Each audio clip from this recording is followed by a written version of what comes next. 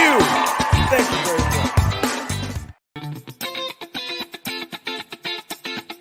Representing the business of boxing, ladies and gentlemen, let's hear it for Manager Marty. Thank you. You're far too kind. Thank you. Thank you very much.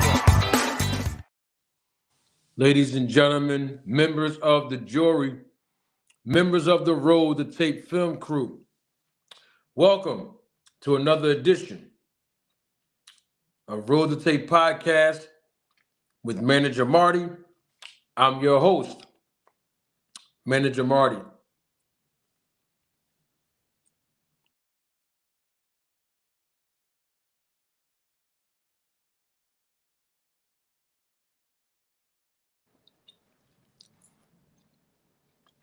We are live in living color.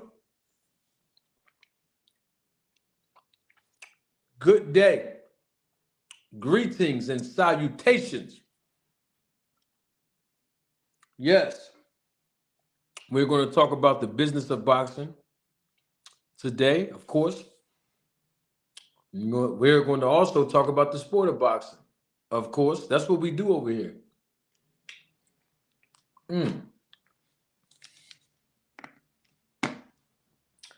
Oh man, what a good day today. Hope all is well with each and every last one of you. Hope that your week is going well. I thank everyone for finding it not robbery to come here today. Could have been anywhere else in the world, but you chose to be here with me today. And I'm excited about it. I love doing this, y'all. I do this because I love you all, the audience, the Roll the Tape film crew members, the sport of boxing, of course, the business of boxing, of course, to continue to display my gifts, my God-given abilities and gifts, as the Lord has blessed me with so many different gifts. One of them, obviously, is teaching and having a voice. And I just love using both of those gifts to present the information to all of you, especially when we talk about the business and sport of boxing. So I welcome each and every last one of you. Salute to everyone that's acknowledging me in the chat. Thank you all so much. We're going to have a good show today. I'm going to definitely drop the link in the chat real soon. Yeah. Because I want to ask y'all a question about a few things. Absolutely. Please hit the like button. Jab it, hook it, uppercut it, double jab it, cross it, whatever you got to do. Just make sure you hit the like button. Please subscribe to the channel if you haven't done so already. If this is your first time here, I welcome you as well. Thank you for your viewership. Come on in. Don't stand halfway in the doorway because we don't want you to let the heat out. Just walk right on in and shut the door behind you and have a seat. You are all welcome. Yes, you are all welcome. Come on in. Man, oh man. Whew. Man, I can't wait until I drop the link in the chat. I'm going to let y'all know right now. I want to know what y'all think about that interview that just dropped. Yeah. I'm talking about the interview that I conducted with Tim Montgomery. Last night, I dropped a full interview, 2 hours of live content of Tim Montgomery sharing his story and a lot of things that happened behind the scenes in his quest and journey of breaking the world record. He talked about so many different things. I would love to hear your perspective, your point of view. What have you learned from it? When I drop the link, that's exactly what one of the things that we're going to discuss live and live in color right here. And I'm just happy, y'all. Yeah. See, the thing is, I know that YouTube is shadow banning this channel. At this point, it is no secret. We all see what's happening now. All right. I am not complaining. I'm just letting you all know. We see what's going on with the viewership. We see exactly what's going on. After the viewership started increasing, when I publish content a few hours right after I drop it, guess what happened? It slows down. That's just the realities of it. You go back and look at all of the content that I published, you will see when the changes started to occur somewhere in the month of November. In the early parts of November, you started to see not just the viewership declining, but you also see where YouTube is not pushing out the content like they used to. That's a fact. We also see that it's a fact. I've already shared this with y'all before. We also see that it's a fact that um, several of my live content, as soon as it ends, and as soon as the broadcast ends, as soon as the live is over, we see that the monetization automatically becomes limited. I've said that publicly so many times, and I've said it to certain people privately as well. We see what's going on. It's not the quality of the content. I just want to make that clear. It is not the quality of the content that is not providing the viewership here. Just want y'all to know that. For all of you new viewers, all you got to do is look at my past history and you'll see. But you know what's more interesting about all of that? Is that my voice on YouTube is extremely louder than my viewership when it comes to the numbers that YouTube decides to give based on them limiting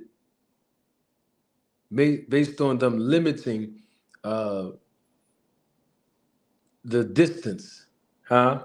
Yeah, the distance that they're pushing the content out. You see why, don't you? I think it's clear what's happening. But I don't complain. I'm only telling you these things so you all know two things. Number one, that your contributions to continue to help grow and support this channel are extremely necessary. And number two, equally as important, that they're very, very, very much appreciated. So your cash apps don't go unnoticed, nor do your super chats and super thanks. We need to continue to maintain integrity as we talk about the sport and business of boxing. And I do that to the best of my ability by providing you all education and entertainment. The things that you all hear and see on this channel from this platform, you do not see or hear anywhere else. And so we thank all of you for your support. And we start with one unique thing that we do here live and living color, and that's our Town Watch check-in. The air fryer need more time to warm up. This is our icebreaker. We're going to go right into the show today, but we got to start this thing off right because the last few segments, the last few editions, the last few episodes, I went right in. Didn't even do a Town Watch check-in. But it's Monday, and we have to do a Town Watch check-in. Oh, man, we're going to have a good show today, y'all. I'm telling you that right now. Really good show. So if you don't know how we do Town Watch check-ins, it's very simple. Our Town Watch check-ins basically is our icebreaker. It's only unique to this channel. We do Town Watch check-ins as a foreshadow of us, all of us, basically publicly acknowledging that even though we represent different geographical locations, we also represent different points of views, different perspectives, and different opinions. But by the end of the broadcast, we can rhetorically agree that we share one thing in common, and that is our love for the sport of boxing. So how it works is very simple. In the chat, you will insert your city, your state, your island, and or your country. And in exchange, I will publicly acknowledge it verbally. Y'all ready? I'm going to start it off. Y'all ready? I need more participation in the chat, y'all. We got to listen now. We got to hype this thing up here. Yeah, we got to hype this show up. See, we don't need bells and whistles over here. I got the hottest chat on YouTube. Yeah, we don't need all that. No, we don't need that. I got the most engaged chat on YouTube. Yeah. So we call it like we see it over here. So I'm going to start it off. Any city, state, island, and or country. Okay? Put it in the chat. I'm going to acknowledge it. I'm going to start it off right. We need answers. Yeah, see, when I say them 3 words, y'all know what that mean, right? When I say the 3 words, you know what that mean, right? My guys, my ladies, man, we are going to be all right. All right, now, I'm going to start it off. Y'all know I'm representing the DFW area. Indeed. Texas, what's up? Arlington, Texas, to be exact. What's up? Yeah. Mansfield section, Tarrant County. Y'all know what we do. Yeah. But I got to salute my hometown. Y'all know where I'm born and raised from.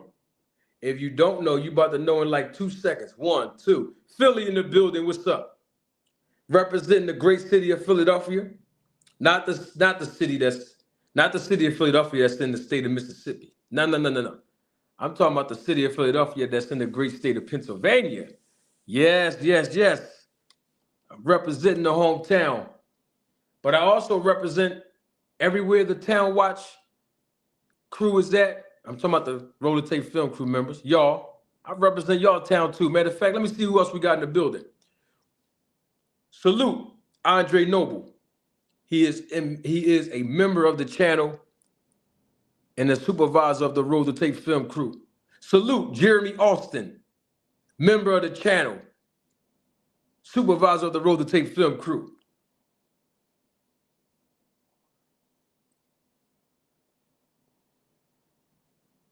Ohio, in the building, I see you.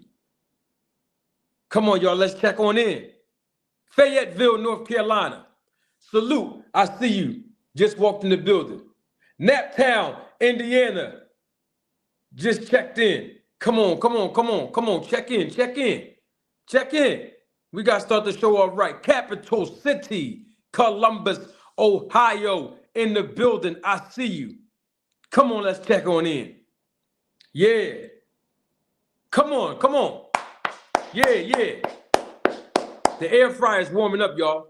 New Jersey, I see you. Come check in. Huh? DMV area, Maryland in the building, I see you. Come on and check on in. DC in the building. Huh? Baltimore, just backed up into the parking spot. Jumped out the car and walked right in the building, I see you. Come on, man.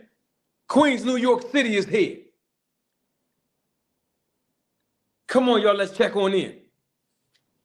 Come on, 12 threes. I know the D in the building. Salute to the D. Let's go. Who else we got in here? We got to start the show off right now. Yeah, we got to start this thing off right, y'all. We need answers. Come on, y'all, let's check on in. Yeah. Who else we got in here? That's it? Oh, come on. I know we got. Listen, the reason why I knew that wasn't it is because we talking about Conor Benn today. And you know where he from. Huh? You know where he from. Don't you? Y'all know he from the UK. And guess what? South Wales, UK is in the building. I see you, Chris Thomas. Let's go. See, they represent this channel. We got Town Watch check-in members all over we got Roll the Tape Film crew members all over the world. Over there in the UK, they love us. They love us. Elizabeth, New Jersey. Come on, I see you. Come on, check on in. Rochester, New York, home of the boss sauce. Just pulled up in the parking spot and walked in the building. I see you. Come on, let's check on in. Yeah, we need answers now. I love them over there in the UK. Before the year is out, I'm going to the UK. I done told you that before. UK, if you listening, get ready. Manager Marty coming to a town near you. You better believe I am. Yes, yes. Huh? Queens, New York City is here. Queens, New York is here. Woo! I know the chat gonna be lit today. I see some heavy hitters in the chat already. Yeah. Come on, y'all. Let's check on in. Can I get one more check-in? Real quick, real quick. One more check-in. Can I get one more? Like they say down south, one more. Can I get one more? Yeah.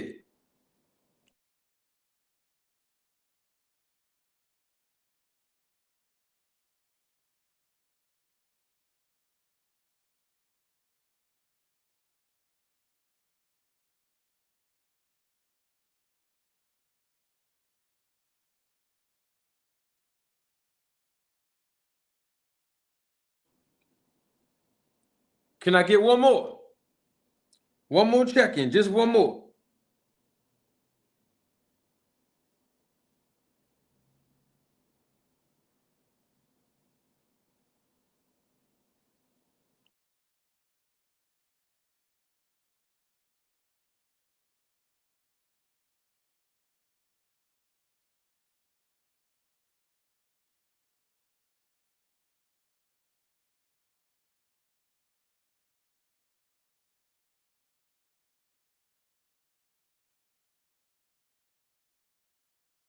Yeah, yeah, yeah. No more check-ins, we done? Okay.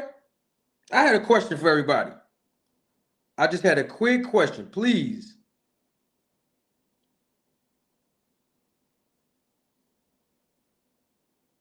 I got a quick question I want to ask everybody, real quick. Real quick. Real quick question.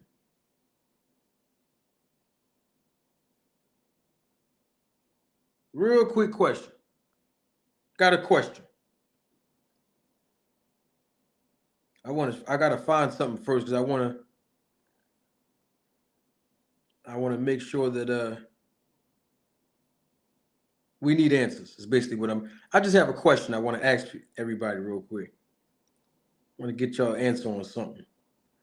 I want to find something real quick. Yeah.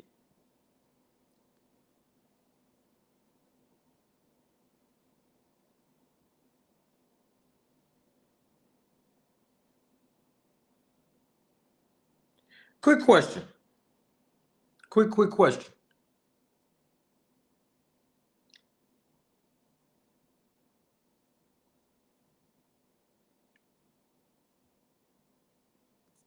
Hold on. I want to make sure because I want to make sure if I can play it.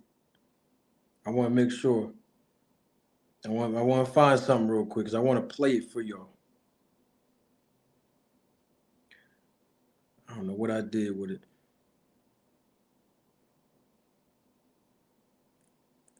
Let me see. It was just a 20-second clip. That's all. I just wanted to see if I can find it.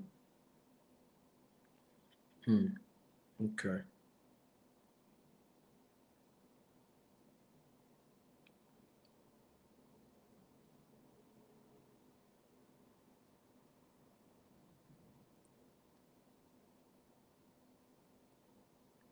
All right. I'm gonna ask y'all anyway then. Quick question. Quick question. I want to know what y'all think about this question I want to ask y'all.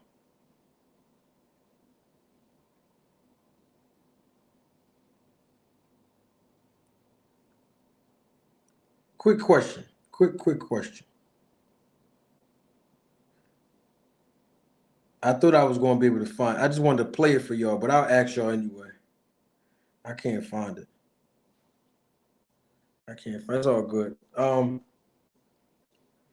want to ask a quick question about something. Let me see something quick. There we go. We're going to have a chill show today. Hopefully. Now, just a question. I want to ask y'all something. Tell me what y'all think in the chat real quick. If a man cheats on his wife, do you think he'll cheat on his taxes? Come on, chat. Don't just stand there and look crazy. This is all boxing related. Yes or no? Let's get some engagement in the chat. Real quick. Yes or no? If a man cheats on his wife, do you believe that he would cheat on his taxes? Just yes or no. Yes, just yes or no. Tell me what y'all think. If it's yes, it's yes. If it's no, it's no. I just want to know what you all think about that.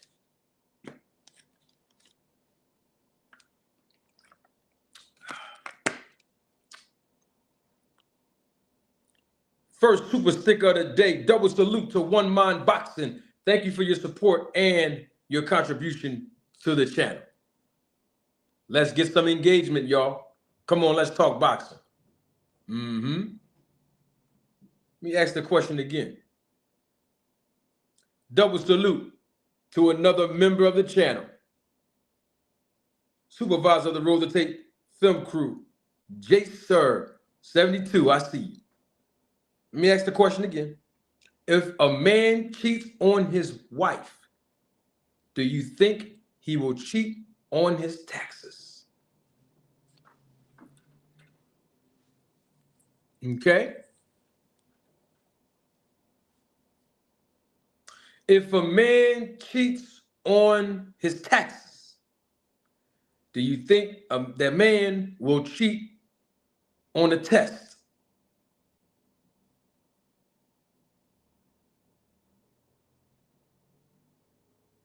Just a yes or no. So we already answered the first question. Do you think a man that cheats on his wife will cheat on his taxes? Okay. Do you think a man that will cheat on his taxes would cheat on a test?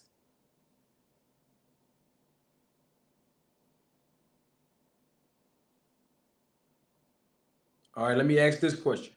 If a man cheats on his wife, do you think that man will cheat on the test?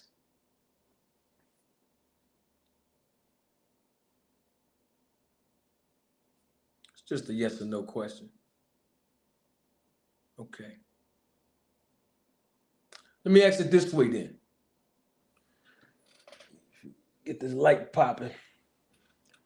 If a man cheats on his wife, do you think that that man will cheat in boxing by using performance-enhancing drugs?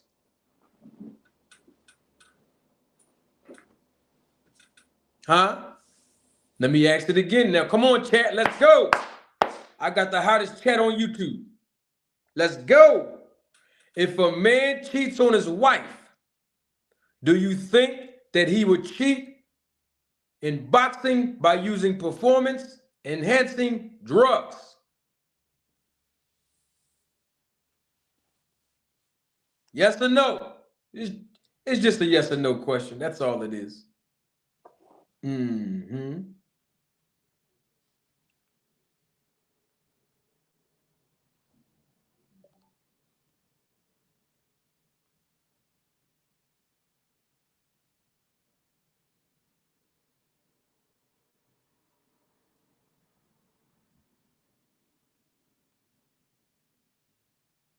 All right.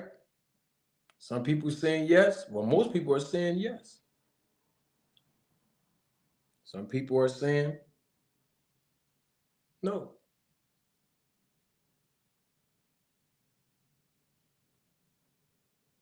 Okay. Well, let me tell you what I think. I think if a man will cheat on his own wife, he'd cheat on his taxes. That's what I think. I equally think that if a man cheats on his own wife, he'll cheat on the test. I also think that if a man will cheat on his own wife, that he'll cheat in boxing by using illegal performance enhancement drugs. That's just my opinion. It's just an opinion. And see, the reason why I'm bringing that up is for a reason. You see,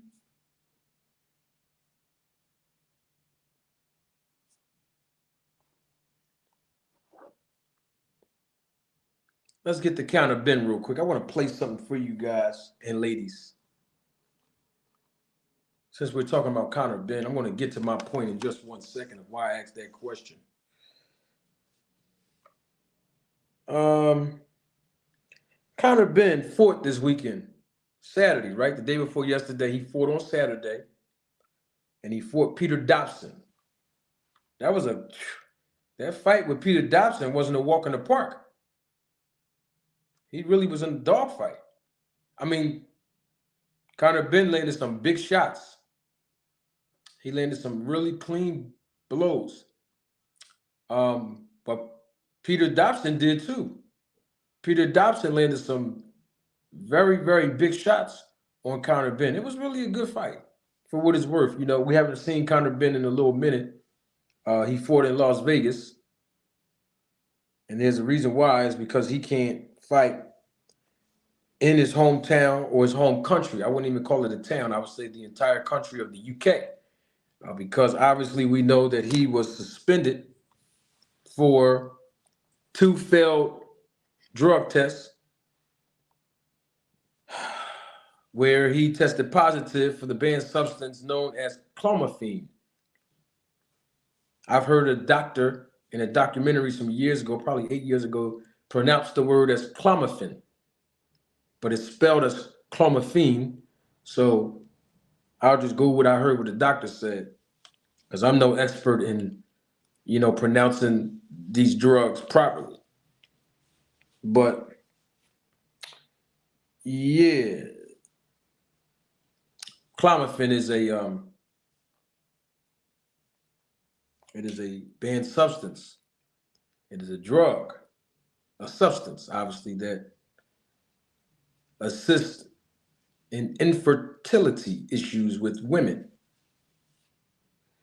But it also has some benefits of performance enhancements, including growth hormone. Now, they said that Conor Benn, I think he even referred to this as well, is that he ingested it by eating eggs out there in the UK. That's what the original reports were about a year or some change ago. Okay.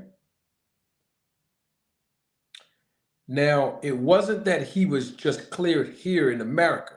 He wasn't necessarily cleared in his home country. Of course, the suspension was lifted by the British Boxing Board of Control, but they appealed the decision. Apparently, they don't even believe his story, nor did they really give any credence to his quote-unquote evidence. Let me also say this about clomiphene, and you can conduct your research, and you would discover that most doctors who are not good doctors, and I say good, not referring to them in their skill set, I'm talking about their morals and ethics. When I say good, their behaviors, not good. Especially doctors from different countries, including Canada. We've seen this time and time again. We've seen it time and time again in America as well, in the UK as well. We've seen this time and time again all over the world, where doctors will prescribe athletes prohibited banned substances and drugs where they don't even really have a medical condition for those drugs. They'll say they do, they meaning the doctors themselves will say they do, but they really don't have any medical conditions. They'll prescribe it. in exchange for money by writing the prescription on the doctor's pads, of course. That's what give, obviously, the prescription credence. And they'll say, well, this fighter or this athlete or this cyclist or this tennis player or this sprinter or this baseball player, this football player, this basketball player, this athlete in general has migraines, excessive migraines. I'll write a prescription for this. This athlete, this male athlete is low in testosterone. I'll just write a prescription. This athlete is suffering from multiple bouts of anxiety. I'll write this prescription. And obviously, what they're writing on those prescriptions are on the banned substance list. We know this to be true, right? Yeah, that's what be happening.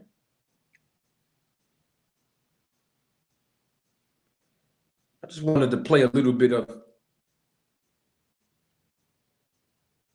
Conor Benn's post-fight interview he did. I thought it was extremely interesting.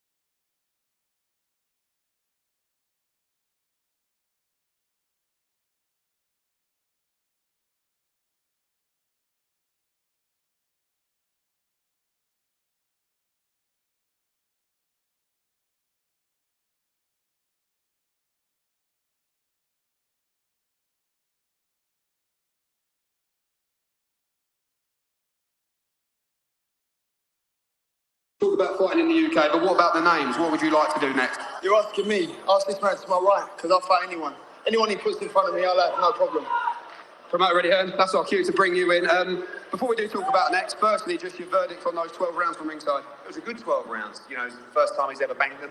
And Dobson was, you know, he's a good fighter. He's cute, he's smart. You know, he came to survive at times. He defended well. He slipped the right hand, kind of failed to land it clean. But it's what he needed. Like he said, it's been through a tough round. I'm glad that he's banged 10 and 12 rounds. And, you know, people will always criticise Conor Benn, but will they step up and fight him? You know, he wants the names at 147 pounds. I'm still absolutely baffled by Chris Eubank Jr. You know, people talk about him making 160 pounds. No one talks about Conor Benn moving up 2 divisions to fight him. And he'll criticise tonight, he'll talk about this, but yet he continues to turn down a payday 3 times bigger than he can get anywhere else.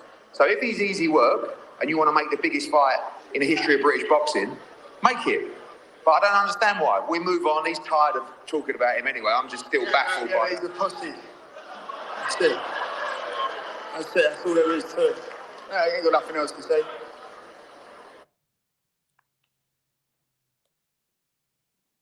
Y'all heard that?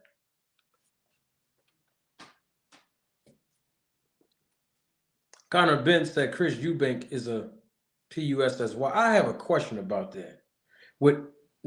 Scratch that. I have a statement. I'm not going to ask a question about that. I think we already know the answer to that question. I do have a question. Let's answer it. Let's ask it. How is Chris Eubank, we're just going to say a punk. We're going to say a punk. We're just going to call him a punk. Because we heard him say the PUSSY. How is Chris Eubank a punk? I just want to know that. I just want to know, how is he a punk though? How?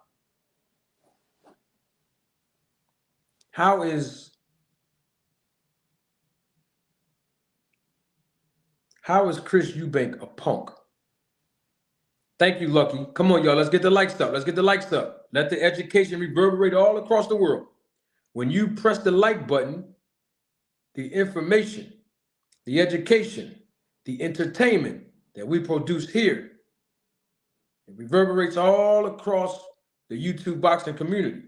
I can't equally complain that YouTube is shadow banning the channel, which we know that they are, because they're not pushing out the content, particularly like they used to.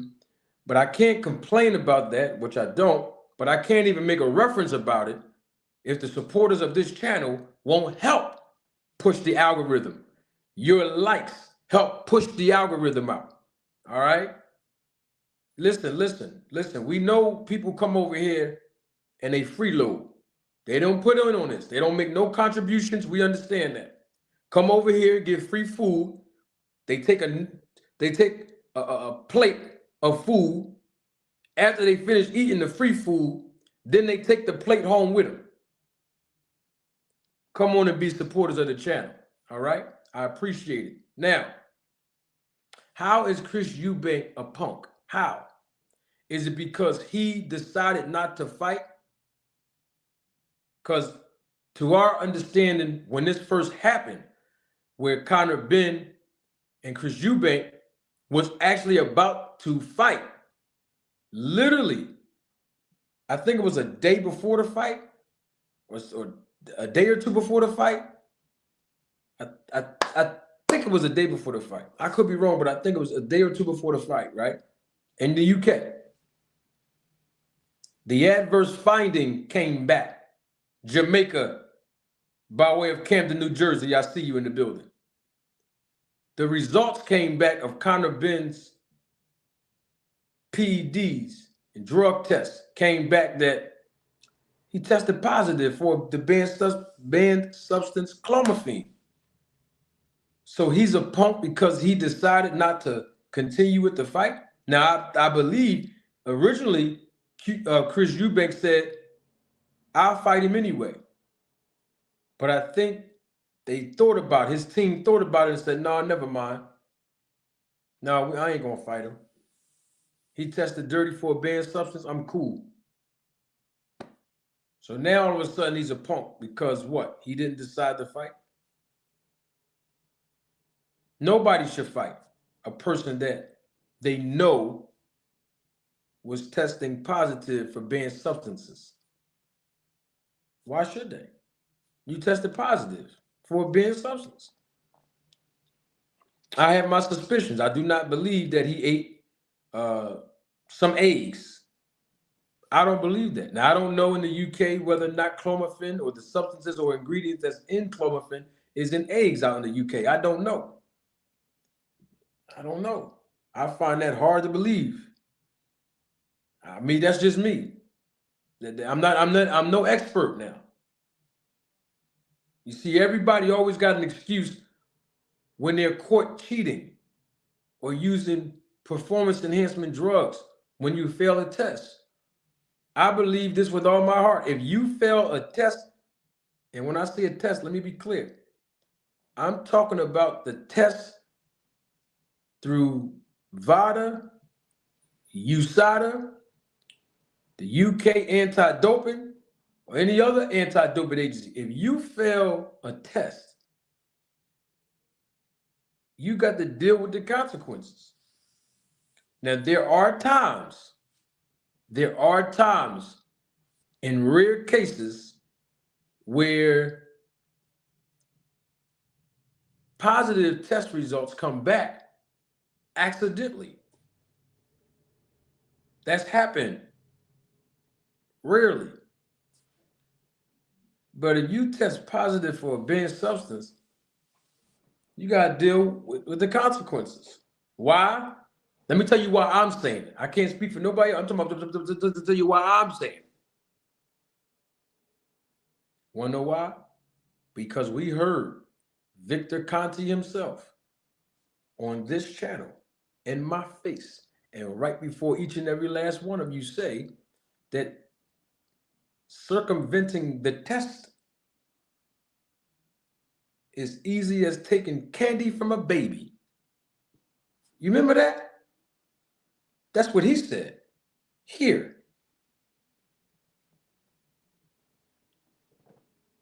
That's all I'm saying. So the bottom line is Conor Benn tested positive for the banned substance of clomiphene. And we know with that, there have been other athletes in the history of sports in general who've received prescriptions of clomiphene when they don't even have any medical condition and they tested positive for it. And I want to let you know, because there's somebody that acknowledged that they are from the UK in this chat. I want to let you know something. Steroid use in the UK is rampant. It's rampant. I just want to let y'all know that. Rampant. UK has a steroid epidemic that's been going on for decades. If the guy Chris that's from the UK is still in the chat, I would love for him to confirm or deny that, since he is from the UK. Or at least that's what he said where he's from in the chat. Now, I want to give my thoughts on this and tell you all the reason why I asked that question. Man, I'm telling you, I'm gonna tell you why I asked that question. I'm trying to find it. I know I have it here. I don't know why I can't find it in my history. I'm gonna try to find it. Remember, I just asked y'all, for all of you new viewers that just came in. Somebody said, "How do you know that, Marty?" I find that question amazing. When I present evidence to you, you don't believe. You know how much evidence I've been producing in the last 6 to 7 months on this channel? You know how much evidence I've been producing for the last year and some change that I've been on YouTube?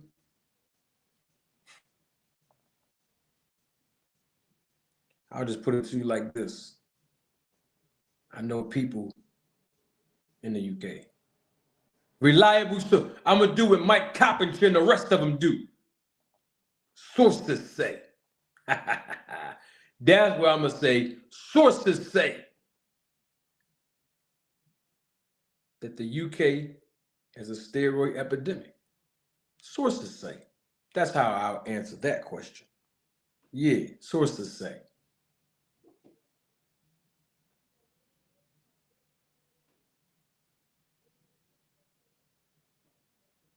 Yeah, somebody in the chat in the UK, the guy Chris, look at his chat. Look at his comment and let's see what he had to say. He's from the UK. You ain't got to take my word for it.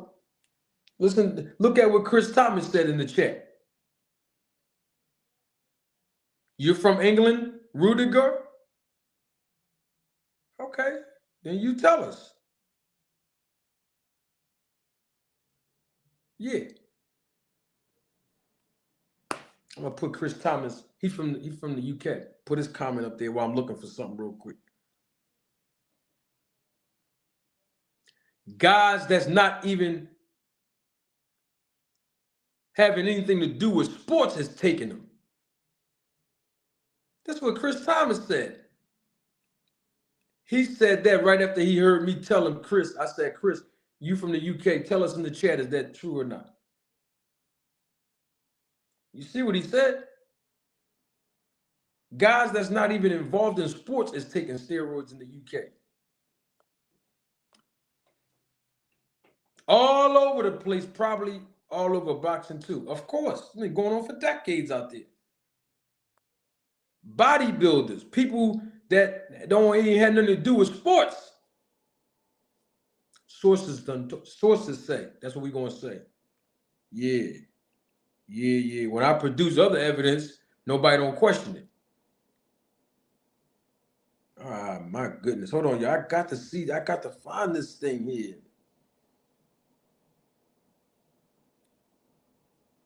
I thought I had it here. If I can't find it, it's okay.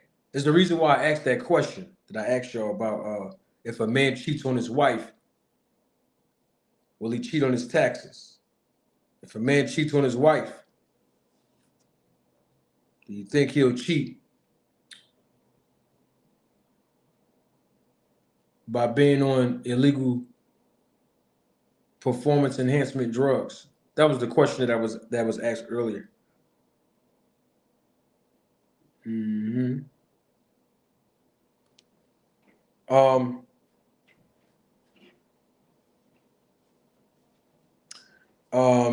Yeah, so that was for those that just came in. It's a little small little clip. And it's crazy how, man, I really wanted to let y'all hear something. I want y'all to hear this. I'm gonna find it. I am gonna find it. Trust me. I'm gonna find it. I just want y'all to hear it. Oh, let me see. Is this it? No, this ain't it. But anyway, there's a reason why I asked that question.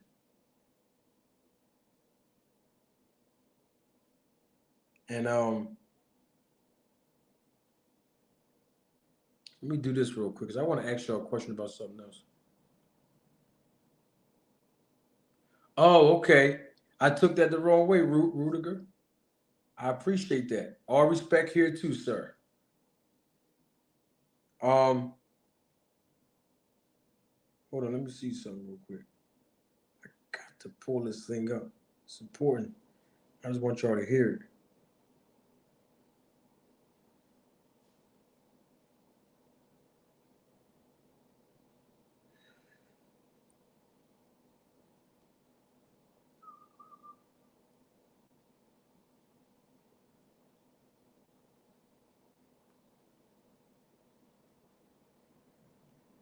Well, anyway,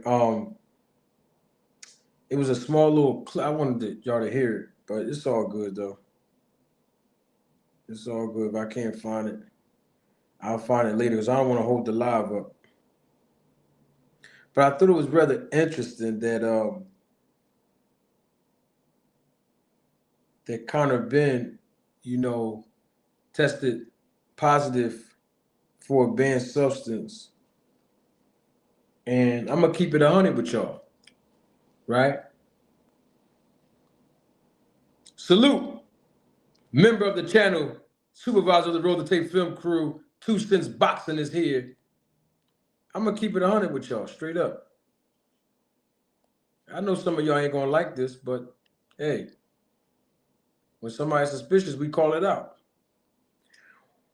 When Conor Benn's dad, Nigel Benn, y'all remember he fought Gerald McClellan? Y'all remember that fight?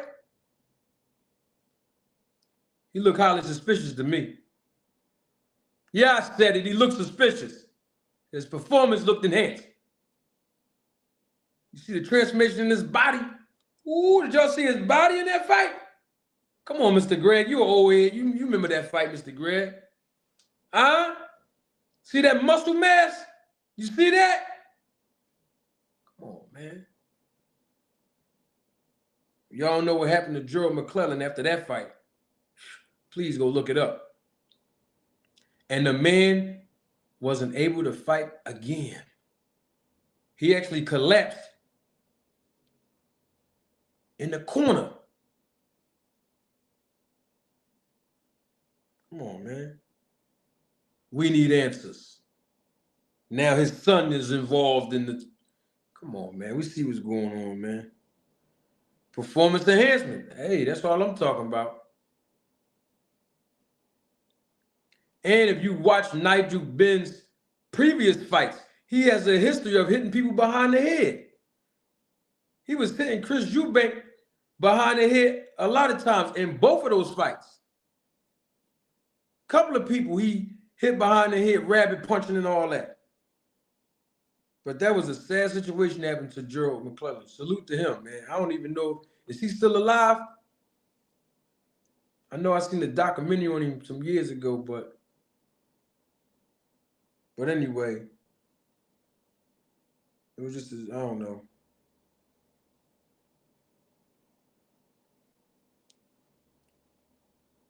And my thing is, you know, nobody can tell me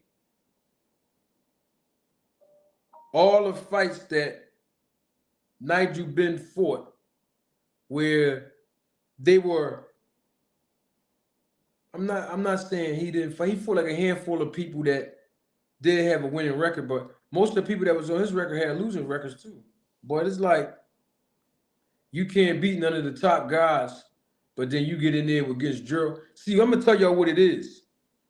Now, when you look at Nigel Benn, right? He was going up against a guy in Gerald McClellan. You seen what Gerald did. See, I'm gonna tell y'all what it is. People got shook when Gerald knocked out John the Beast Mugabe. When he knocked him out, a lot of people was shook in boxing behind that. Then he turned around and did that to Julian Jackson. Keeping it 100. His next fight after Julius Jackson was who? Conor Benn's dad, Nigel Benn. They ain't want no work with him. They ain't want no work with him, man. Let's call it like it is. Let's call it a spade. Let's call it like it is. I'm about to pin the link to the top of the chat. Let's talk about it.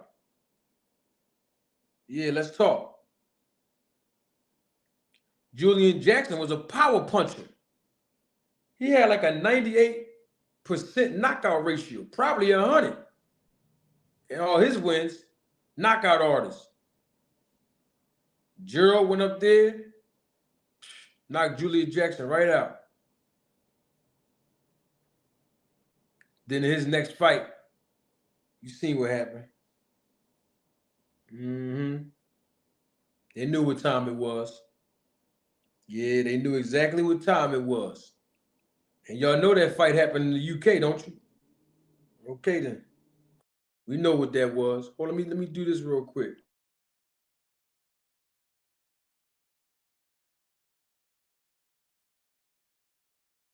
Y'all know what time it was, don't you? Hold on, let me pin that thing to the top.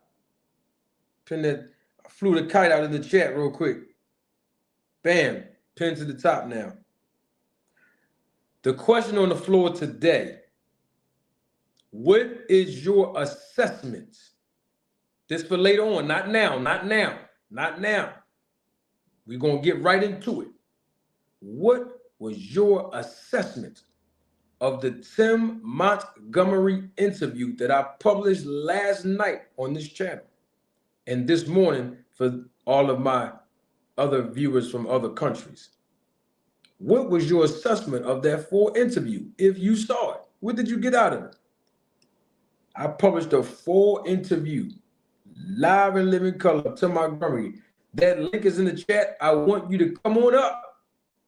Let's talk about it, okay? Let's discuss it. Hold on. Yeah. Let me see something real quick.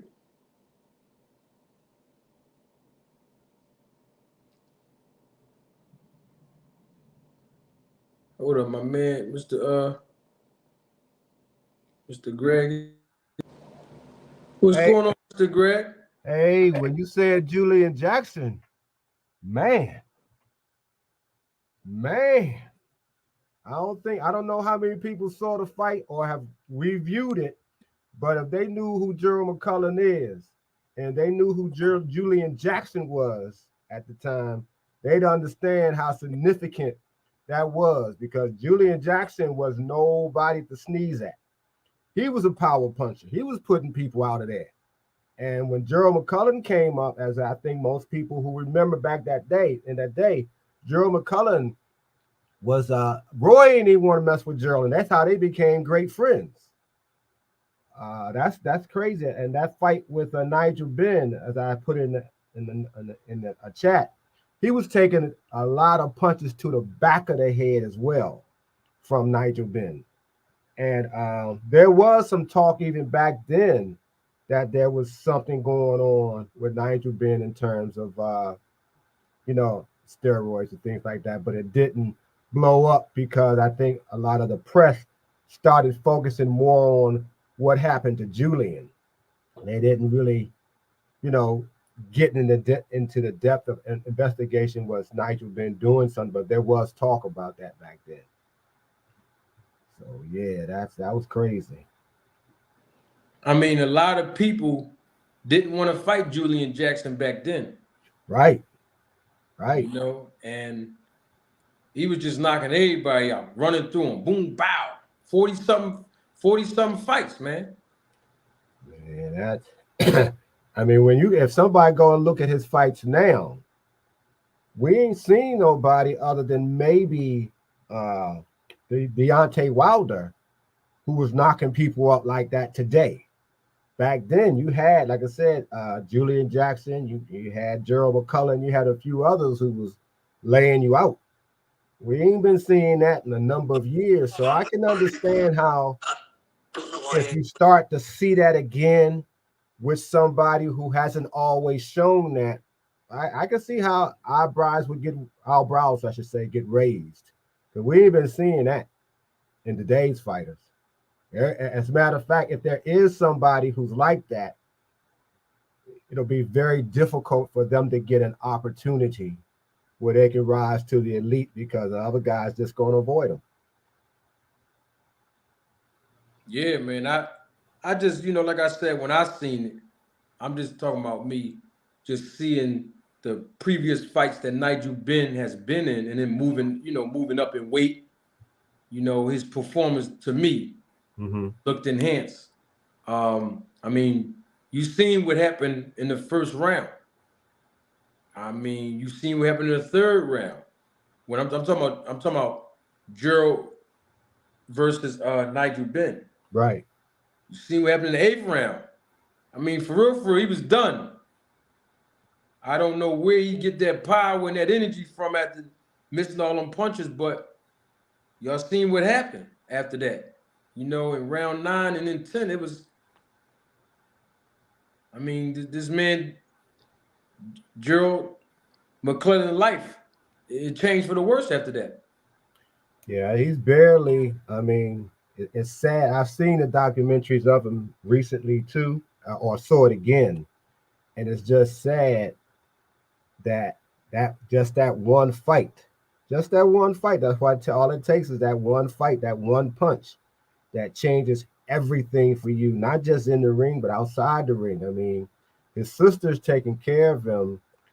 And surprisingly, for a short period of time, Don King was, in fact, showing his altruistic side and, putting a little money in his pocket as well for, to take care of him, at least for a little while. I don't know how long it lasted.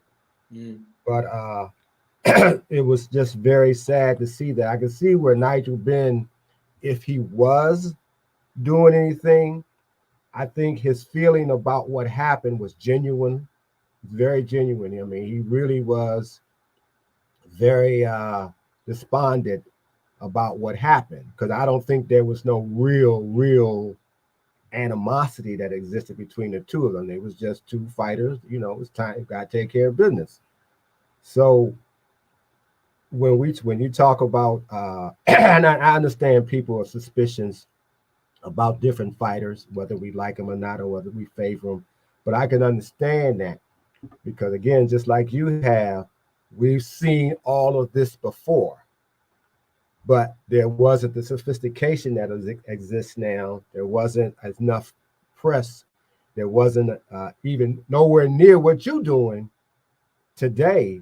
They wasn't even digging that far yesterday, back then, and possibly had we done that, I guess, in the press or whoever was the authorities at that time, particularly when the Russians were doing it. This was before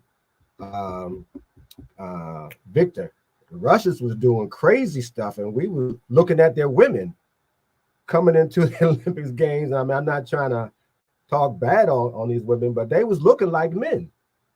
And that was because of what the Russians was straight up developing them with steroids and so forth to go and win these games. So if something had to happen, I think really hard and consistent back then, this probably would not be much of a subject that we would have to talk about today. Possibly, that's just my feeling about that. Yeah. But now we're in a way where something bad might happen soon. Yeah. Okay. Somebody in the chat said this has to stop. We can't put jackets on people that don't test positive. Okay. Conor Benn tested positive for the banned substance of clomiphene. That's the first thing I talked about before you probably got here. So he did test positive. So there's no jacket on him. Let's talk about it. Mr. Greg, the UK still, British Boxing Board of Control still have an appeal in process to overturn the suspension that was lifted for Conor Benn. In fact, he's not even licensed in the UK anymore because he did test positive for clomiphene. Mm-hmm. What's your take on that real quick? And I want to ask you something else since you understand your history of boxing. That's what they're supposed to do, really. I mean, I think they tested him 3 times. Yeah, 2 or 3 times. Yeah, and it all came up the same, dirty all 3 times. I mean, we like to talk 3 times you're out, where he's out. And they took the appropriate action. I didn't do it. I ate this. Those are excuses or reasons that could probably be. I doubt it. Not 3 times. And I don't think there was any bias against him. He comes from a boxing royalty over there, so to speak. I don't think there was anybody out to get him. I just think he got caught. And he got caught in a way that he probably didn't expect. He thought that Eddie and the powers that be would protect him, which is the sense Eddie still is if he brought him over here twice. It's the second time he fought over here. So if he brought him over here, really he's circumventing the rules. If you're suspended, take your punishment. Is that after you've already been tried? You done got 3 times. You take your punishment, clean up, work your way back. But they circumventing it by coming over here. And I don't understand how he was even cleared to come over here to fight. And more importantly, I mean, I would have been, if I was a promoter, I guess, of whoever the young man that he fought last Saturday, I would have some real reservations about why my guy is in the ring with a guy who's been tested 3 times and he can't even fight in his own country, where the biggest fight for him is over there that he can't have. Now he got to come over here and try to get himself cleaned up, try to, I guess, get his image up where maybe somebody else I understand that he been beefing with Tank and others to put his name in the mix. I would have had a lot of reservations about that.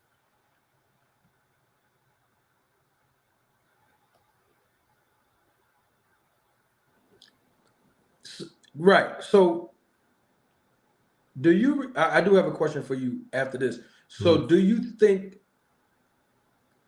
let me reframe that. Do you recall when Nigel Benn publicly threw his license that was issued from the UK, British Boxing Board of Control, in the trash? You remember that happened back in the day? I had only read about it. I don't have a lot of knowledge on it. I was aware of it, but didn't see all the particulars of it, though. Mm-hmm. Yeah. So we see some of those things, meaning that some of those things that his father did, and I'm referring to the licensing, where he abandoned it and said, I don't need it, and basically made a mockery of it, throw it in the trash. We see his son, Conor Benn, saying the same thing. I don't need my license. I'm not going to renew my license with the British Boxing Board of Control over there in the UK and all of this. And by right, like you said, take your punishment, wait till all of the entire process is over, because it's still not over. It's still not over. Just like with Alicia Baumgartner, it's still not complete. The process is still not fully complete. But like you said, he was able to come over here and still compete and it's just business. I asked the question, Mr. Greg, and I want to hear your answer. I know you said it in the chat, and I'm going to ask it again for people that's in the chat right now. If a man would cheat on his wife, do you think that man would be inclined to cheat in boxing by using performance enhancement drugs? That's for the chat. That's for you too, Mr. Greg. But before you answer, let me get the answer of yes or no in the chat for the new viewers that just came in. Yes or no, y'all, real quick. Let's move right along. Let's move right along. Yes or no? Yes or no? Yes or no? If a man cheats on his wife or would cheat on his wife, do you believe he would cheat in boxing by taking performance enhancement drugs? Yes or no? For me now? Not for you, Mr. Greg. I'm Okay. waiting for the chat. Yes or no, chat? Come on, let's engage. Let's engage as the viewership is increasing exponentially. Let's engage. Let's engage. Somebody said yeah. Come on, come on. Can we get a yes or no? If a man will cheat on his wife or did cheat on his wife or continuously cheat on his wife, do you think he's more inclined to cheat in boxing? I'm just asking a question. I'm just asking. Somebody in the chat said it's a bad comparison. I don't see how, but okay, no problem.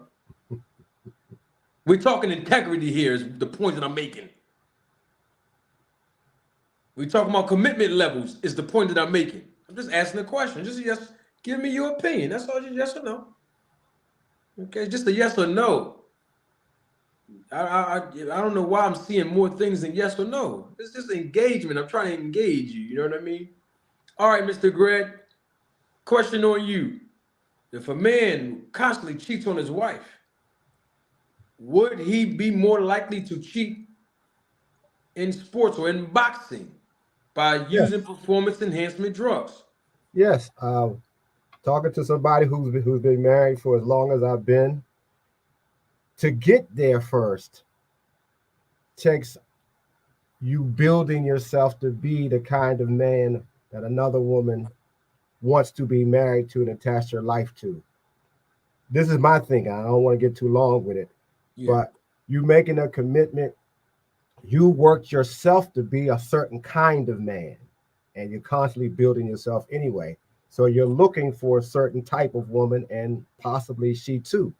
One of those things is fidelity and loyalty, integrity, etc. And you have to constantly keep that. If you're going into boxing, as you know, you sacrifice everything. If you really are trying to be at the top level of the sport, you're giving up everything. So you're going to come across moments when you're going to when that temptations to cut corners or to cheat and things like that are going to be presented to you. Hey, listen, if you just take a dive, we'll give you an extra 15,000.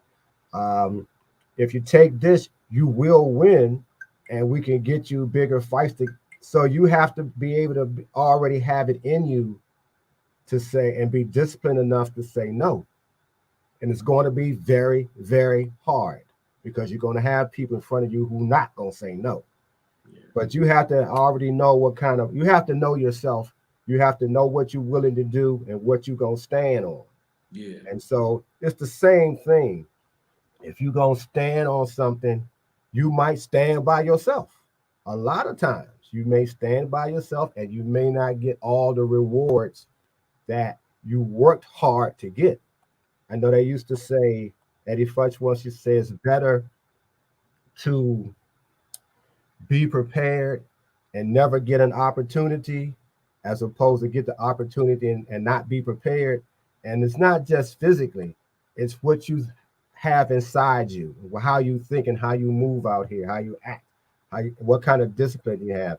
And I just rather be the kind of person, and it's happened to me, where certain things I wasn't able to get at the time because I refused to do other things. So, yeah, you got a woman who done attached her life to you, right? So if you're going to cheat, whatever good life y'all have had and are having, you now willing to jeopardize that to cheat on somebody who more likely was just looking good, and you lost your discipline and you went on and did what you did. Well, the same thing in boxing, baby. You worked hard, got a lot of wins, didn't get the big fight. The big fight came if only you did A, B, C, D, and E, and you refuse. That don't mean you won't get another chance because you still prepared for it. You just said no to this BS, and that's how you really got to think. And it's hard in today's world because everything is fast, cookie cutter. We can move this here, move this there. We can get you something that you probably aren't deserving of, but if you just play this game with us, you can get that. And so you start to slowly but surely compromise yourself. And so you have to be able to, you have to have learned that too. Yes, learned behavior. So the reason why I asked, because I got another question. People are saying it's really highly unlikely because it's too big of a comparison. So let me ask it this way, Mr. Greg, and this is for the chat, yes or no. If a person is a liar, are they more likely to cheat in boxing and become on performance enhancement drugs if they're a liar? Yes or no? For me? Not you yet, Mr. Greg. This is for the chat. I just want a yes or no answer to this because I just want to have an understanding myself. If a person cheats on his wife, will they cheat in boxing by being on performance enhancement drugs? Some people say yes, some people say no. So the other question becomes, if a person is a liar, are they more likely to cheat? Will they cheat? Okay, you're admitting that you're a liar. You lie all the time. Or whatever. Would you be likely to cheat by using performance enhancement drugs if you are a liar? Some people are saying yes. All right, so I have another question. I'm not connecting none of them. I'm just asking you all separate questions. Hear me out. If a person is a thief, are they more likely to use performance enhancement drugs in boxing? Yes or no? That's for the chat. Yes or no? Greg, your answer, short answer. You said yes about the if a man cheats on his wife, it's likely that he'll cheat in boxing. If a man cheats on his wife, he's likely to cheat on his taxes. But what about if a man is a liar? If a man is a thief, is it likely that he'll cheat by using performance enhancement drugs? Yeah, because it's another form of cheating. It's another Lying form of stealing. and stealing. Mm-hmm. Yeah, when you lie purposely, you're doing so to hide something or to take something. It's rarely that you're just trying to prevent to hurt somebody's feelings. That's something different. But if you're a person who lies, yes, you will steal. Yes, you will cheat, because that's just another form. That's part of the package, really. Because if you're cheating, you're lying. So you believe cheating, lying, stealing goes hand in hand. Goes hand in hand. And that person is probably likely to cheat in boxing or sports in general. But since we're talking about boxing, cheat in boxing. Mm-hmm. Ironheart, real quick. What's happening, brother? What's going on with you, man? Maintaining, man. Another day, another dollar, man. How y'all living? Oh, man, pretty good. I had a question for you. You were in the chat. Everybody else was in the chat. I'm asking the chat. We're live and live in color as the viewership is increasing exponentially. And double salute to a member of the channel, first member of the channel, and that is my guy, supervisor of the Roll the Tape film crew, Mr. Pragmatic is here. Quick question, Ironheart. I asked people in the chat, I'll ask you, and I'm going to put all of them together because I know some of the things that you said in the chat. If a man cheats on his wife, the first question was, if a man cheats on his wife, would he cheat on his taxes? Most people said yes. If a man cheats on his wife, is he likely to cheat in boxing by being on performance enhancement drugs? I'll ask you that, and then I'll conflate that with, if a man lies, if a man's a liar, if he's a thief, is he likely to cheat in boxing by being on performance enhancement drugs? What's your take on that? All right. The first question was if he cheats on his wife, right? Would he cheat on his taxes? Would he cheat on his taxes? Um, I wouldn't think so. I mean, I think that's definitely two different levels of commitment. You know what I'm saying? I'll definitely rob the government before I ever rob my wife. So I'll Okay. definitely cheat on my taxes and stay loyal in my marriage. So Okay, that's good. What about if a guy cheats on his wife? Will he be more likely to cheat in boxing by using performance enhancing drugs? um I wouldn't say immediately, but I would say that, you have to raise an eyebrow. Like I said, I think that those dynamics require two levels of commitment to keep. One's generally an occupation, and one is a lifelong partner you're waking up, going to sleep with. So if a person does cheat on their wife, I do think that their integrity could be questionable in various facets of life. Yeah. What about a thief and a liar? Would they be more likely to cheat in boxing, being on performance enhancing drugs? Absolutely, especially if you lie on trivial matters and stuff. Like, every lie is not equal. One line I read in the Bible, years back was a thief, something to the effect of a thief who steals to satiate their hunger is not equivalent to the thief who steals just to steal. So in one circumstance you may have survival, that comes into play. But if you just a person that's just lying to lie, or whatever the case may be, then absolutely, I would never put it past you. And one thing I want to add to that is that I think that when it comes down to performance enhancement, I think that this really, I think the one thing that you could probably say that every fighter who may take a substance has is probably a lack of confidence in themselves. Yeah. So they're looking to get a competitive edge. So if somebody doesn't have confidence in themselves, first and foremost, then I will always suspect that person of looking to receive a competitive edge that is unfair to their opponent. Got you.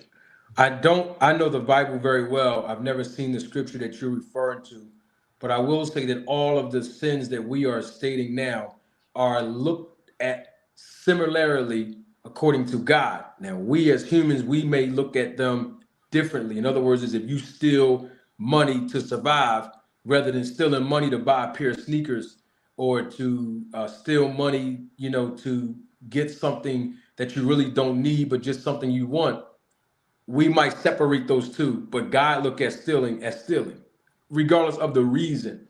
But I will say, to me, and this is just my personal opinion, if you are a cheater, a liar, and a thief, you are willing to do drastic things because you have no integrity. Absolutely. There's certain times where, since we're talking about this, there's certain times where a person can have integrity and they can really make a bad mistake by cheating in their marriage, right? Doesn't mean that you are habitual, it happens. But then again, you don't have the discipline it takes to be faithful. And since you brought up the Bible, I can too. If you, is a scripture, if you are faithful in a few things, God will make you ruler of many. But it comes based on your commitment level and your integrity. So if you are making a lifelong commitment with a wife, and then you're making a lifelong commitment with boxing, your commitment level may not be the same because you can retire from boxing. Whereas though with your wife, your whole entire reason for commitment is forever. Typically, most people, but at the same time, your commitment level is a commitment level, whether it be your wife, whether it be boxing, there's a commitment level associated with it, and you have to have integrity to maintain both. And the reason why I'm bringing this up is because I heard an interview many years ago that I don't know why it just came to me earlier today. A piece of something that I saved about 2 years ago that always, I don't know, I always get conflicted views when I hear it. And that was Conor Benn's dad, Nigel Benn, in a documentary based on what happened between him and Gerald McClellan. And I wanted to play that small clip because I always get conflictions when I hear it. This is from Nigel Benn, the father of Conor Benn. And I just wanted y'all to give me your take on What y'all think? Hold on one second.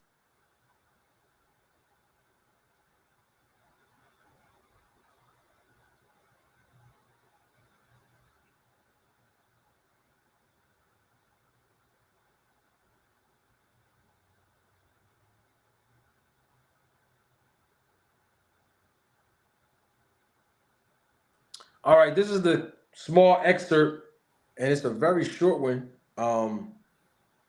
It's not even a full documentary, it's just a small little clip that was on YouTube. Don't take my word for it. Haven't done that in a while, Mr. Greg. I know. Roll the tape. I've been a cheat on my wife. I've been a liar. I've been a thief. I've been everything. But I've never, ever taken any anabolic steroids while I've been boxing. Did y'all hear that? I've been a cheat on my wife. I've been a liar. I've been a thief. But I've never taken anabolic steroids or any performance enhancement drugs in boxing. Every time I hear, that's just me, y'all. Every time I hear that, I get conflictions of, I don't know, a part of me feel like that don't sound right to me. A part of that sound like, I understand what he's saying. I get conflictions every time I hear that. I'll start with you, Mr. Greg. Documentary? Wasn't that in the documentary? Because I'm thinking they were sitting outside or something when he was saying that. It wasn't a documentary, but they don't never had a name up. Yeah, because and they don't have the full documentary nowhere that I know I've of. heard him say that. That sounded so familiar. And the reason why I asked that is because I was looking at his body language when he was talking. And I'm almost certain I'm right on it. And I could be wrong, but I'm certain that I am. And when I heard that, and it was part of a broader conversation because they were basically talking about Gerald McCullough in the bigger piece. Yeah. And what hit me when he said that is he doesn't want to take responsibility for what happened to Gerald.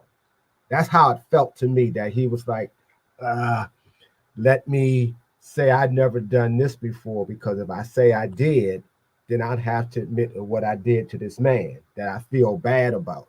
So he was conflicted. And to me, it's like a lie of omission where you just don't tell it. But he straight up said he never took anything.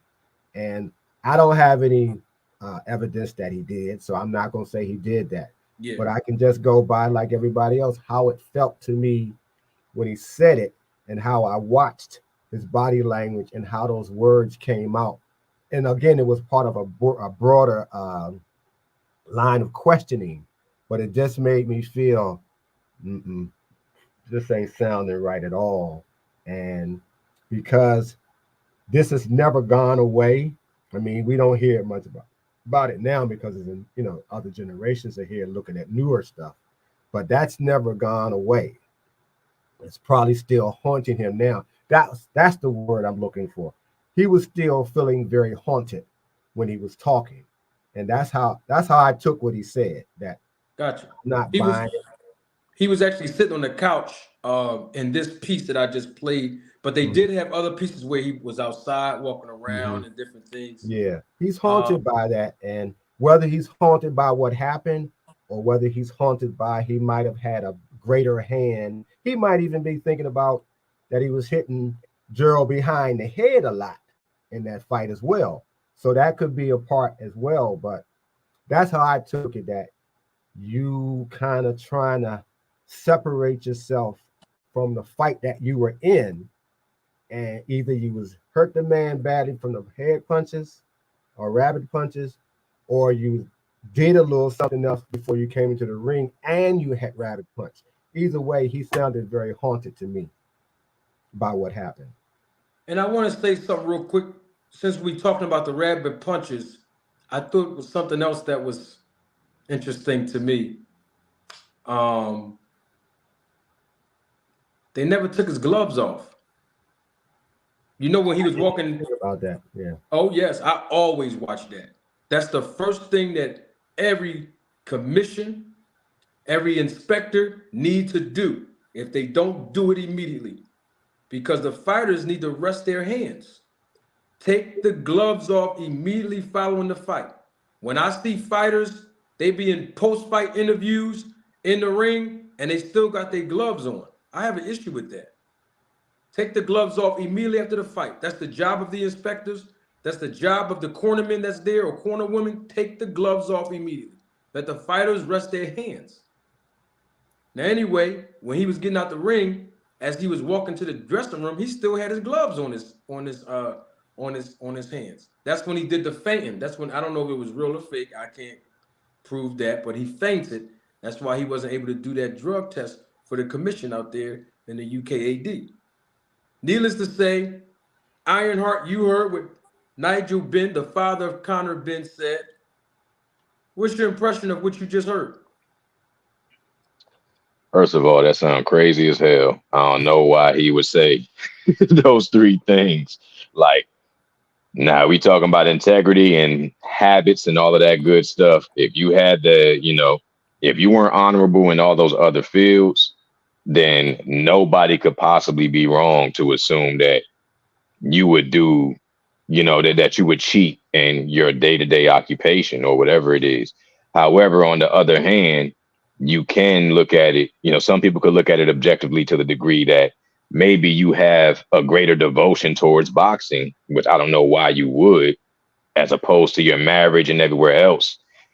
Marriages and, they don't always turn out, how any love story could go. It could start off good and you could be in your best form one way, and then you can get weak in other areas as time goes by. But for him to bring up those three facets, yeah, nobody would be wrong to accuse it, whether whether you were clean or you never popped on a test. And I think that if you can honestly admit that you have these type of tactics in these sensitive areas in your life, then I'd be a fool not to suspect that, or a fool to think that you have a greater devotion to boxing and that you're trying to uphold honor. I'd be a fool to think that if you would shame yourself in every other area of your life, that's really more important than boxing is. That's what made me get those conflictions. I mean, he said, basically, it sounded he was saying in a constant form, cheating on his wife, ban a thief, ban a liar. But when it comes to just cheating in boxing, I'm never going to do that. I'm going to make a commitment that I'm always going to do everything else in my life dirty. Everyone else in my life dirty. But when it comes to boxing, I'm going to have integrity. I thought that's just interesting. Nah, that's wild. And the reason why it's interesting to me is because now his son has been embroiled in the same controversy as his father. The difference is he did test positive for this banned substance of clomiphene. So the UKAD obviously lifted this. The UKAD, the United Kingdom Anti-Dope Agency, they're the ones that basically facilitated the tests. He tested positive on multiple occasions for the same fight, sample A and sample B, to my understanding. And it's not putting a jacket on him. He tested positive. Now, he said that maybe he was eating some eggs and I don't even know. But if you test positive, you test positive. There's nothing you can do. Ironically, Marty, some of the things that his father said that he has done, lying and cheating, there has been a lot of reports that his son actually did those things as well. Stealing, lying, cheating on his, I don't know whether it was supposed to have been his wife or his girlfriend or the mother of his child or something of that nature. But all of those things that his father said, yeah, I've done this, yeah, I've done that, yeah, I've done that, but I haven't done this. Well, what it looks like is your son has done all of those things, plus been caught cheating in boxing. So I don't know how it's playing over in the UK right now. I don't see a whole lot of this stuff anymore. But the fact that when you have that like father like son, that's that old adage that you used to hear, it seems to be playing out pretty badly for him. And the only thing is, we're in this time where he could come over here and get a fight. But what he did not, or maybe did know that this particular subject matter has now been revved back up, has come to light. There's ways of finding out more information than it was back then. People are talking about it daily, and some people like yourself who got 15, 16 years of evidence and research to now use today. Yes. Now, it's funny that when we see the fights, we used to see the press conferences after the fight, and sometimes little questions get brought up. We haven't been seeing that. And that's why what I think I said about other fighters too. Some things that you might have done that may be very embarrassing to you will come up a lot faster now if you're sitting in front of people who are journalists, I guess you would be, and they're going to ask you that kind of stuff. You saw Eddie talking, but if you think about it, Eddie deflected over to a fight that they not going to get, which is the other fight with Chris Eubanks, which is the biggest fight over there. Eddie don't want to talk about why he's over here in the first place, and yet nobody even said anything to him about that. Well, so there was a reporter, I don't know which channel it was on. They did ask Eddie, but the way they asked him was like, how is he able to get a fight over here and his process still not completed over in his own home country? They did ask that question. Eddie sounded like he was a little bit offended, telling the reporter to do his homework. But the bottom line is, we see what's happening. Conor Benn is still trying to make money and still be in the sport. And of course, so is Eddie Hearn. Yeah. Obviously, he still believes that the guy's marketable. But we've seen this time and time again. And it's unfortunate that Nigel Benn has been involved in this controversy. Now his son has been involved in the same controversy. The only difference is, like I said, he did test positive for a banned substance. But I can recall when Conor Benn basically said that, hey, you know, I'm not even going to renew my license with the British Boxing Control Board. I'm good. And then we see that was replicated by his father, because back in the day, his dad basically tore up his license live on national television over in the UK, and basically was like, I'm scrapping my license. And, that was when all that little talk was talking about he was using something. So that's the part I do remember. Mm-hmm. So I just thought that those two dynamics were interesting. Double salute to Mr. Pragmatic. Thank you for your contribution and your support to the channel. Mr. Prag says, Nigel Benn was suspected of PED use. Ironically, his son, Conor Benn, was suspended for testing positive for PEDs. But we're supposed to believe Nigel was a clean fighter. That was from Mr. Pragmatic. I want to put this on the screen. Rudiker, he is from the UK. Salute to him. Double salute to Rudiker. He is from the UK, and I want to read his comment publicly. He says, no one in England is condoning Conor's behavior. We want him to face whatever he has got to face. Over here in the UK, his reputation is definitely tainted. And I salute, double salute to everybody in the UK that's tainting the reputation of Conor Benn, because he tainted it himself. Mm-hmm. And so this is what we got to deal with. These are the consequences. We had Victor Conti up here on this channel, Mr. Greg and Ironheart. And look, Victor Conti said it himself. He said circumventing drug testing in boxing and in sports in general is as easy as taking candy from a baby. Those were his words.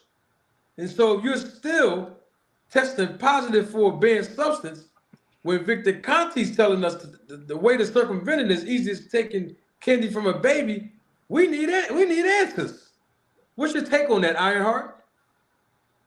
I mean, damn, like that's a bold ass statement. And at the end of the day, I think that if anybody's really listening and taking his professional advice, because he has the experience, he knows what's going on back doors, especially with all of the parameters that testing involves. If he could say something as bold as that, especially with his type of history, then at this point we shouldn't even have any faith in the testing bodies. We can't take waiting for a dirty test or some bad results is not the type of that's not what you want to go off of to determine if a fighter is clean or not. Just because you haven't been caught doesn't necessarily make you clean. That's what I would take from that. It's like, especially if Victor Conte was bold enough to say something like that. And Conor Benn was actually stupid enough not to take the advice, because you see how quickly he got caught. Not saying that he should have been doing it. I'm not trying to say that, but I think that's how blatant and bold certain people have become, where they've convinced themselves or their people around them, whoever is helping them, because I don't think you're just doing it on your own and don't nobody else know, because somebody got to get it. Somebody got to tell you how to take it, when to take it, all those other kinds of things. But I think sometimes when you feel you're protected, because what Eddie Hearn is really doing still is protecting Conor, because Conor is still able to fight. And we just got to go a little bit further for you to get the fight, but we'll get you some fights. And so to me, if you know you got a guy who has been tainted because he's popped dirty like he has, the smart thing to do, to me, or I guess the integrity thing to do, say, hey, we need to get this all cleaned up. We don't poured a lot of money into you. You have the name, et cetera, et cetera. But if we have an opportunity to clear it up for you, or if you just got to get punished, take the punishment. But when you don't do that and you just say, okay, let's find a way around this, let's pretend with the appeal that clears you. But I think the appeal was done basically so they could fight while the appeal is going on. I think that's all that really was.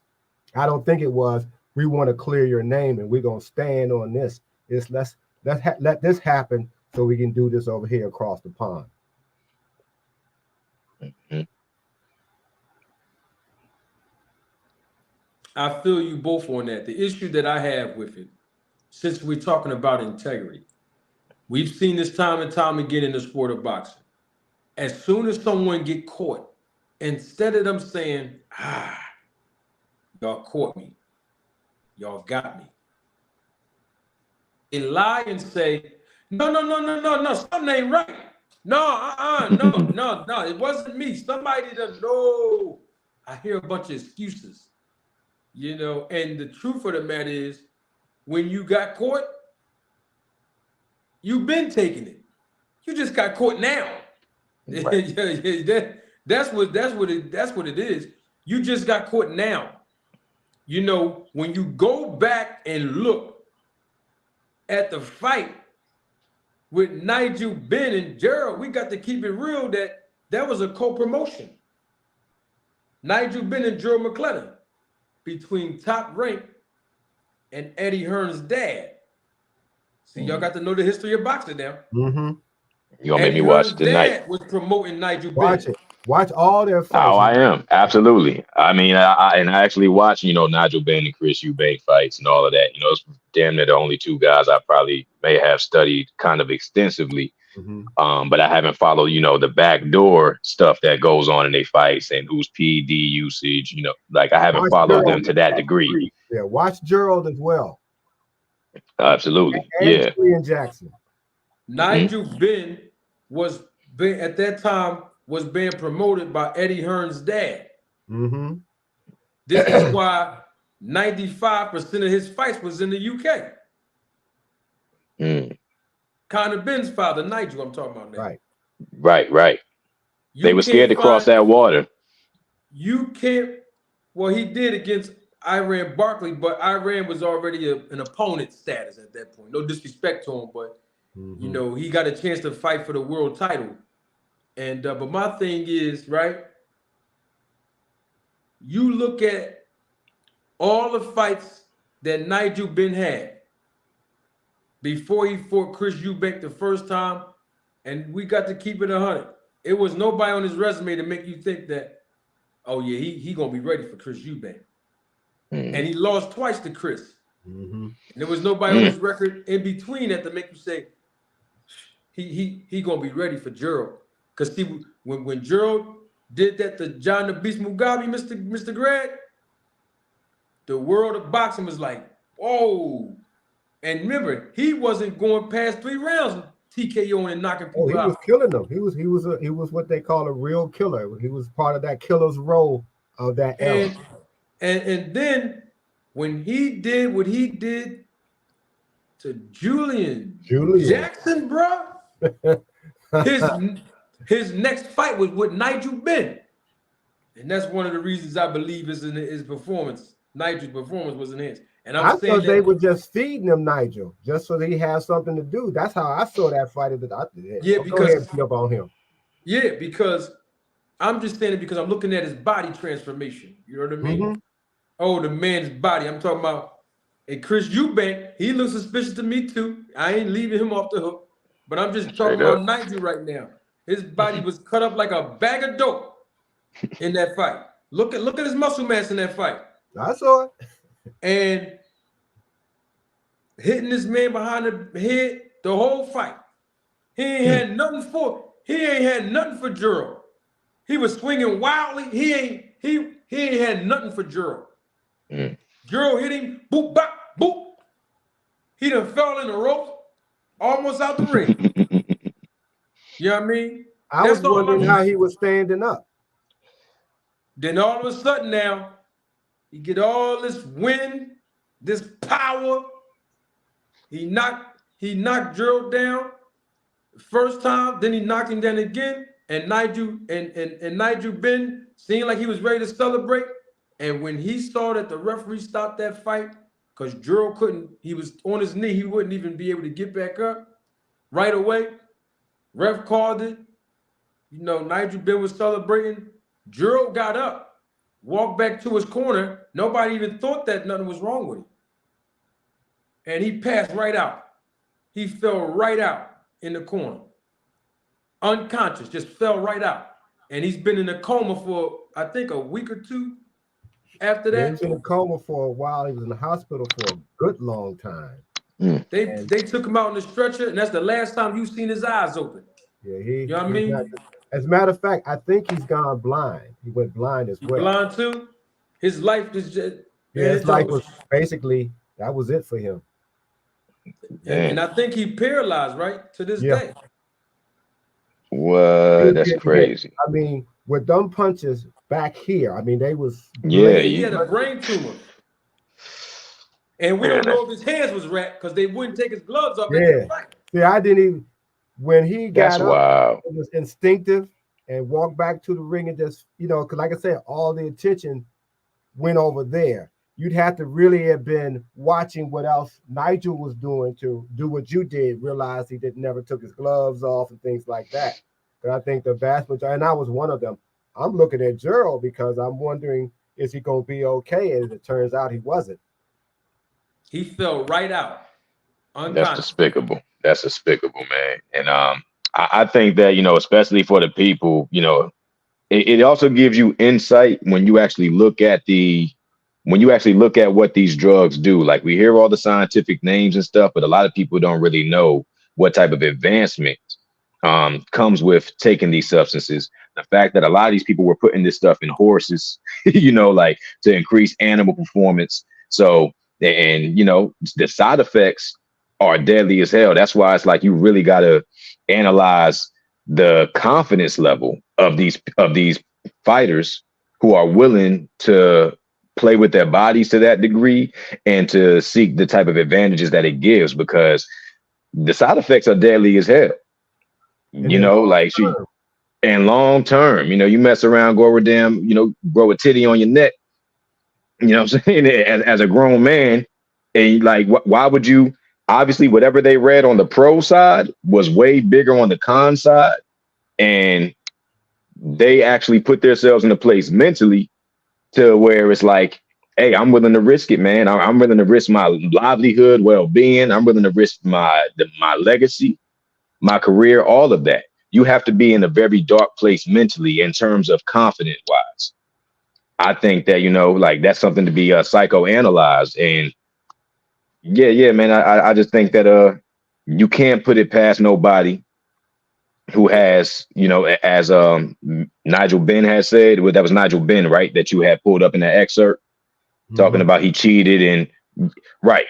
You can't put that past nobody. And if that's been their bread and butter, if they already felt that they had a certain weakness that could have been exploited by their opponents or anything like that, and they were willing to put it all on the line, not just their careers, but their actual livelihood for whatever those advantages was, it really boils down to the confidence of the fighter.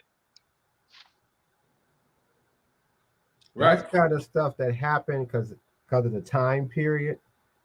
Today, the drugs are much more sophisticated and everything else. But you're talking about when they were a lot more raw, and we don't talk about it enough. I haven't done enough research about some of the athletes who were using certain drugs back in that era, the 50s, 60s, and some of the 70s. Look at them now. The ones who might not have gotten caught, and see what kind of health issues that they have. That's the telltale sign. Are they having some kinds of cancers? They got an enlarged heart. Because see, the steroids make your body do something in a way you're not supposed to do. You can build yourself up to get it the right way, but steroids make you do something that your body's not supposed to do. And if you constantly doing that to your body, you're going to have some kidney issues, you're going to have some liver issues, you're going to have some heart issues. All of those things come into play, but because you're getting that win immediately, so you're getting the immediate gratification, but the price you're going to pay, it's like you go rob the bank, and even though you had the mask on and everything else, somebody recognized how you move or how you walk, but they don't see the tape until maybe 10 years later. Oh, that's so-and-so. How do I know? Because blah, blah, blah, blah, blah, blah. So now you done had an instant gratification 10 years ago, but now you done got caught. And I'm just using these kind of analogies. You shot somebody doing that robbery. So 10 years later, you being prosecuted. And for the next 15 to 20 years, you in jail for that one moment. That just one moment that you did something that you shouldn't have done because you're being greedy. So I had a question on that. Look at it, huh? I had a question since we're on this topic, which is why I put the link in the chat. Both of you guys, and even in the chat.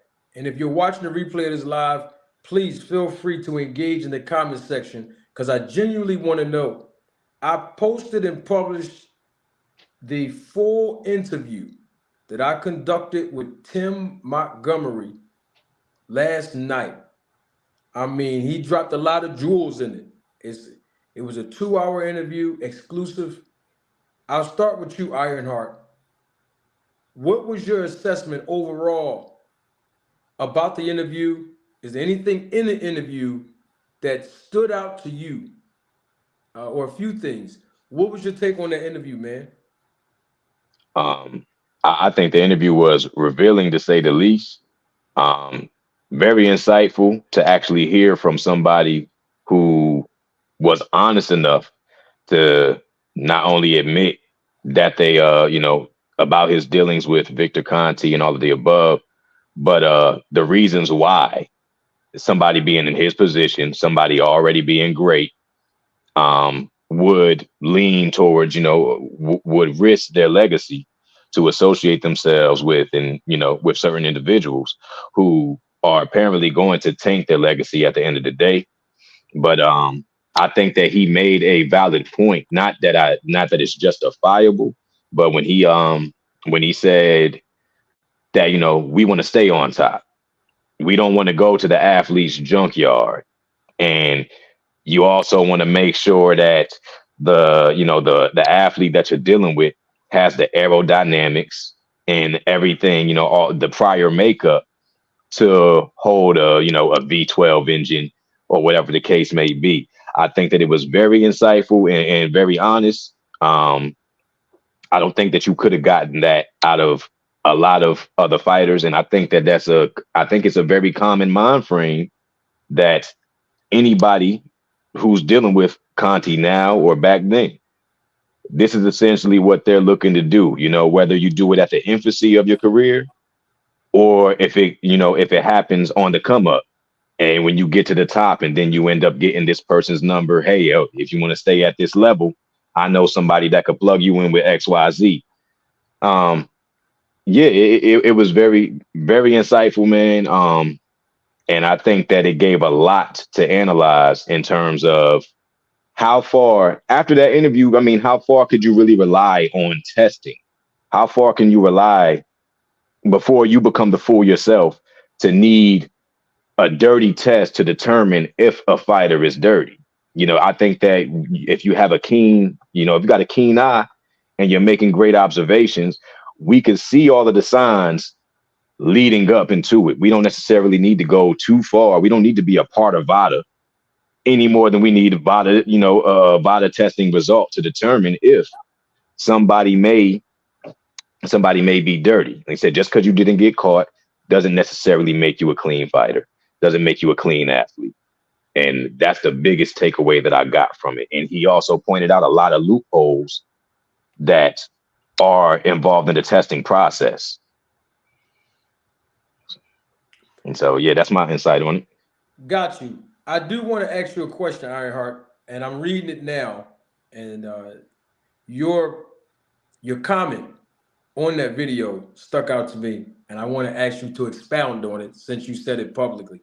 And I'm reading your words verbatim. This is officially the #1 boxing platform on YouTube. No debating. Those were your words. Yes, sir. Like I said, I haven't seen. I've already given you your credit for touching on the subjects that a lot of platform sidestep. This is the stuff that people normally get paid off to not talk about. And you're getting everything from the horse's mouth. You're going directly to the source, and you're not even incriminating these individuals. People are coming out to their own accord and feeling like it's okay, feeling like your platform is comfortable enough for them to either confront you to try to defend their stance, or for an athlete like Timothy Montgomery, like he didn't have to give his time to any accusations. He's already done documentaries. He's writing, the book. He didn't have to do that, but the fact that you were able to get his attention, it just lets me know that, you're doing your due diligence, plain and simple, and you're not showing any favoritism. And I get more insight on these subjects as far as the PED usage and all of that. It's more common than people care to talk about. It's way more common than people care to talk about. And at the end of the day, you could just assume that nothing is as clean as what meets the eye. Like everything is really based on the people who make the observation, the people who makes the observations, and the people who's not scared to touch onto the subjects on these touchy ass subjects. Very, very. 2 Cents Boxing, I've already gave her accolades for being in the chat. 2 Cents, if you're listening, I would love to hear 2 Cents Boxing's assessment of the 4 interview that I published with Tim Montgomery. 2 Cents, if you're up to it and you can, 2 Cents, I'd love for you to come on up to the panel to give your assessment about what you thought and heard, and what you because I think 2 Cents was here live and living color, but I still replayed it last night. I'd love to hear your point of views on the interview, 2 Cents Boxing. But in the meantime, And in between time, Mr. Greg, you heard the full documentary, correct? Yes. Even the parts that you missed, you was I able came to back go for back and put it all together. Mhm. What was your overall assessment of the entire interview with Tim Montgomery, man? First, it was the realest and greatest interview you've done thus far. Some are more coming. His interview epitomized so many sayings and slogans. There used to be a slogan called that, I forgot the name of the coach. I think he coached the Pittsburgh Steelers, I believe it was, where he would say, winning is not everything, it's the only thing. Where you got athletes where winning is the only thing, particularly from that era and even now, because there's so much money. Particularly, there's more money in boxing than there's ever been from prior generations. I also thought it was a cautionary tale. See, a lot of times you hear guys who went to college and they became athletes and things of that nature, and some young men don't necessarily identify with them until they hear there was some street drama that he had as well. Then they say, oh, I can relate to him now. Now I can sit up and listen because, yeah, he moved bricks or powder. He had to go to jail. He got caught with doing it. He was doing some hustling with the bank fraud, and he spoke on all of that. Now they starting to listen. This is not what I started out doing. I wanted to run because I wanted a jacket. A lot of times these guys are doing stuff because they want some tennis shoes. You know, the younger guys that's coming up now. So he's touching on, and he was relating to a lot of different generations and a lot of different young men that's out there who should be listening to him, which is why I said even then that I'm great that he was talking, that young men need to hear that. He also was speaking on, you can be doing all the right things, competing, but now you're competing with a field of people who are beating you, and you know why they're beating you, because they're cheating with the PEDs and so forth.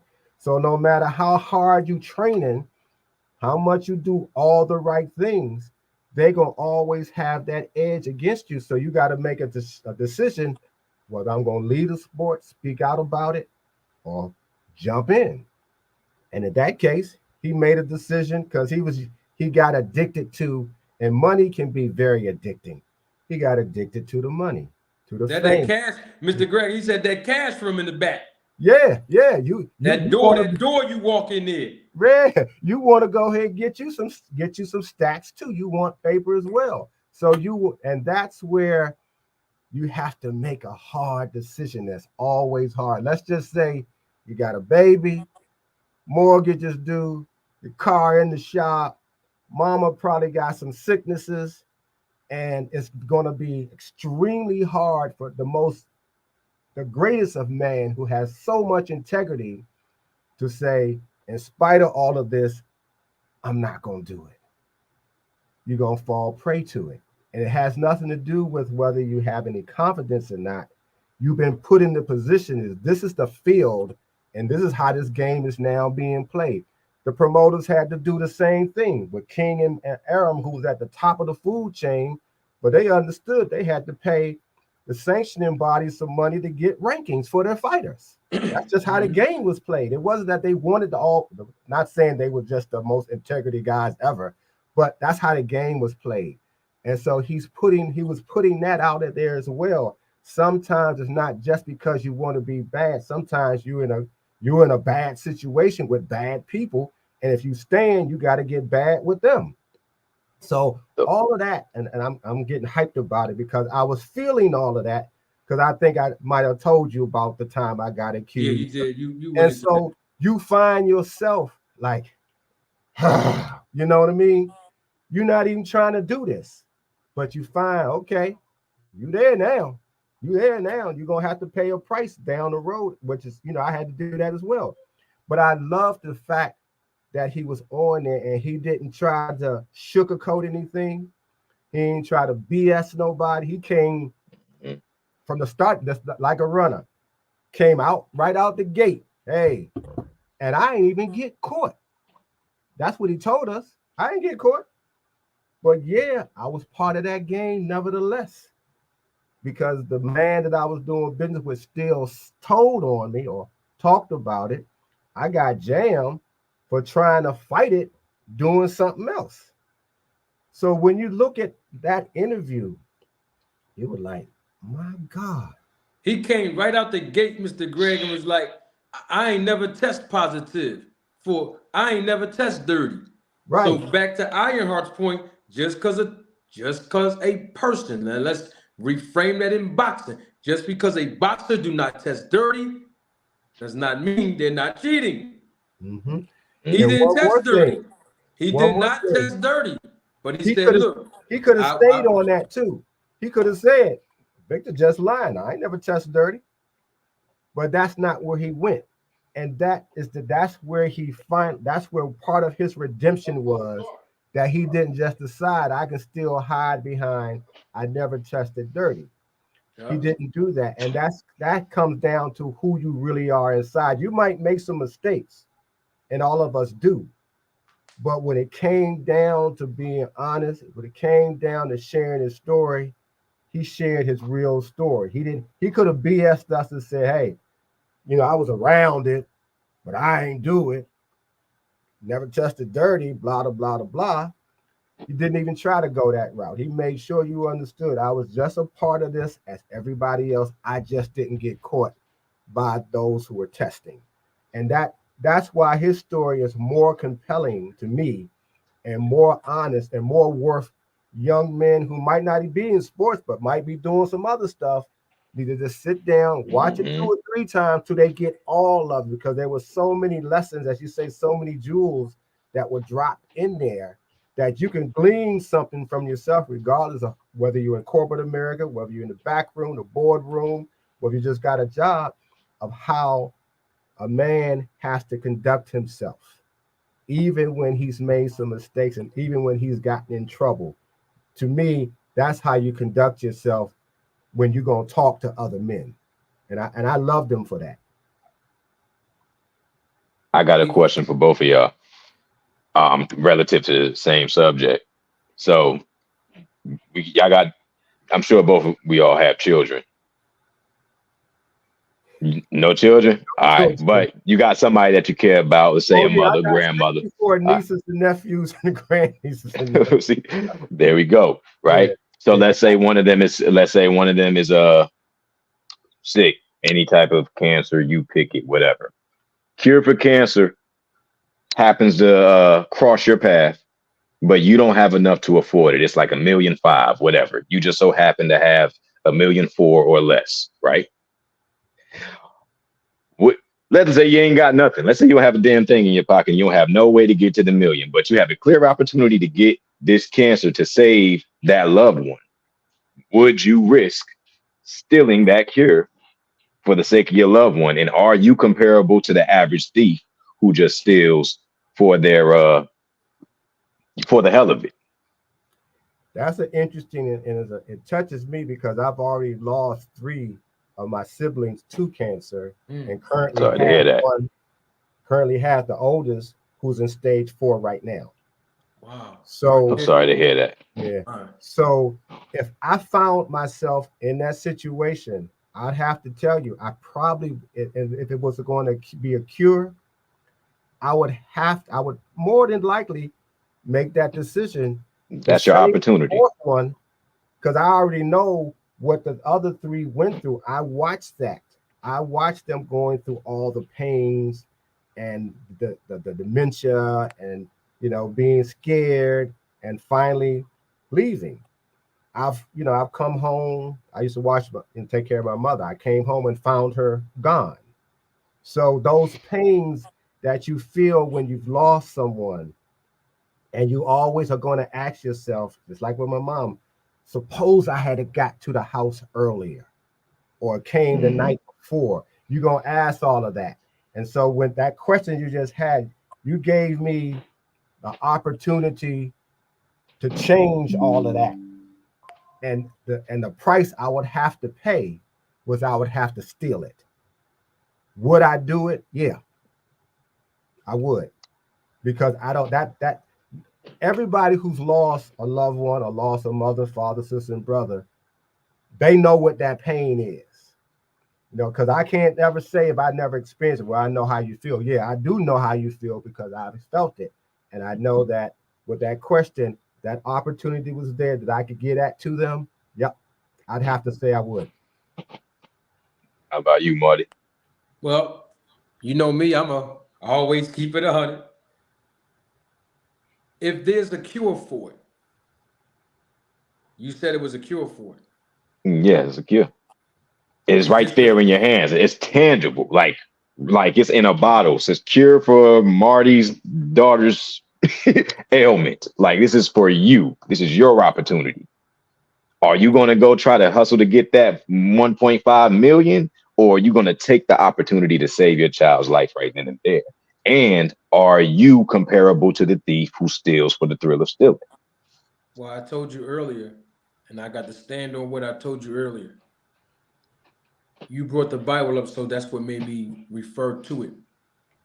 When we look at things from a spiritual aspect, and you mentioned the word, the Bible, God sees a thief the same way a thief steals for a good cause or a thief steals for ill-gotten gain. A thief is a thief in the eyes of a holy God. We can justify it as humans. But for me, if I had, you said a cure, right in the grasp of my hand, that's what you're trying to say. And it got your name on it. It's for your Well, situation. it's not, oh, you said, oh, so it's not Uh, stealing. That's not so it's stealing. not I You no, said but it I'm got saying my that. name on it. You said it But don't have my name on it. nah, I'm saying that, yeah, so this is your, let's say baking soda was the cure, right? But this is like, it's 1,000,005. You don't have no any more time to gamble with in terms of like, yo, this is your opportunity. Like, yo, I heard baking soda is the cure, and it's right here in my face, but they selling it for $1 million. Like, what am I supposed to do? Yeah. So, Let me what's tell your you answer? like this. Because there's a cure for it, and it's in my face, I believe that even if I don't have 1.5 million to get it, I'm gonna get it anyway. If it's this is my belief. If it's Mm-hmm. God's will for me to have it, I don't need to steal it. If it's God's will for my son, my daughter, Mm. whoever else, if it's his will for them to be healed, I don't have to steal it. That's how I live my life in real life. That might be hard for some people to grasp because I love my children. Oh, absolutely. I'd do anything for them. But if I got the cure right there and it's in my face and I had to lay my integrity on the line, all because of 1.5 million. See it now you said it's a cure for it. It just costs money. That's all it is. It's just a matter of me not having the money. I got something else that's more valuable than money. And if it's his will, my faith is what I'm talking about. If it's his will for me to have that, I ain't got to steal it. If it's his will for them to be saved, let his will be done. Because let me tell you what my thought process is. I would rather have to live in peace on earth than to die and go somewhere to do because I did something that I really ain't had no business doing. That wasn't necessary. To me, when I say necessary, all I had to do was ask my father if it was his will, he would do it for me. Whether it was 1.5 million or $1. Because I stole before. And I suffered some penalties behind that. I'm talking about in my life. And then I had to realize that just because I did that, now in my heart, I felt that was justifiable when I stole. In my heart at that time, but that didn't make it right. So if I got to stand 10 toes down to do what is honorable when I have a choice in the matter, I'd rather pursue doing what was right and believing by faith that if it's his will for me to have it, I'm gonna get it. Opposed to assuming, I'm assuming that it's not his will. In other words, I'm not relinquishing all of my resources. My faith is a part of my resources. My relationship with God is a part of my resources. I've not exhausted all of my resources. I'm just looking at the fact that it costs 1.5 million because we don't know if God was going to send a blessing my way. Somebody else probably had the 1.5. So Somebody else could have had the 1.5 and knocked on my door the next day at the last minute and said, yo, I heard you needed something. Here 1.5, and you can get that. I would rather have faith that would happen, to stand on honor, than I would say, I'm going to steal it just because my son needed it. Because you know why? Let's just hypothetically say that I stole that. And then the next day, somebody else blessed my son and he cured. I'm sitting there with the cure. He already cured. I don't even know it. I'm sitting there with the cure in my hand. You said baking soda. I'm sitting there with baking soda in my hand and didn't even know that behind the scenes, God worked it out for him. He healed already. But now the example that I showed my son, you see my point? So I look at, I know that seems like deep, but I look at a holistic view when I got to make a decision. And let me tell you how I live my life. There's two types of decisions that I believe in. There's decisions that you make as soon as something happens. If somebody jump on this panel right now and they start going crazy and disrespecting me and saying all kind of stuff, well, at that point, I have a decision to just cut their mic off. I just cut them off. I ain't got to go back and forth with you. I can make that decision based on something happening right now. But there's other decisions in my life that I've already made before something happens. I can get a phone call right now. If a family member called me and said, this person did this to me, and I'm talking about if they're in a situation that I'm aware of, I already made my decision that by the time I get there, whatever the consequence is going to be, it's going to be. I made my decision before I got here. Now, if I'm already here and things just happen beyond my control, I have to make a decision there. That's how I look at life. There's two types of decisions. You make decisions that's on the spot, and there's some decisions you make before things happen. And so the stealing part, I made my decision in life that I'm not going to steal anymore, regardless of the reasons. That's what I'm trying to say. That's just me. Keep this in mind. Keep this in mind. We can be forgiven. That is true. All right, so bam. So yeah, because he said something. He said something. When you said if it's in God's will, then let it be done. So therefore, if maybe the million will come in another way. I probably should have put the dynamic out there that, maybe they only had 24 hours or whatever. Let's say we don't have time to work with. But I think that you stand firm on your answer.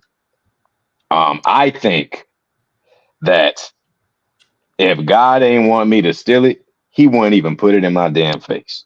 Because if God is all knowing, and he knows that how much I love my sister, how much I love my daughter, my sons, anybody of that sort, and I have the opportunity to take away a pain, an ailment that they're going through. I've lost my grandmother to cancer.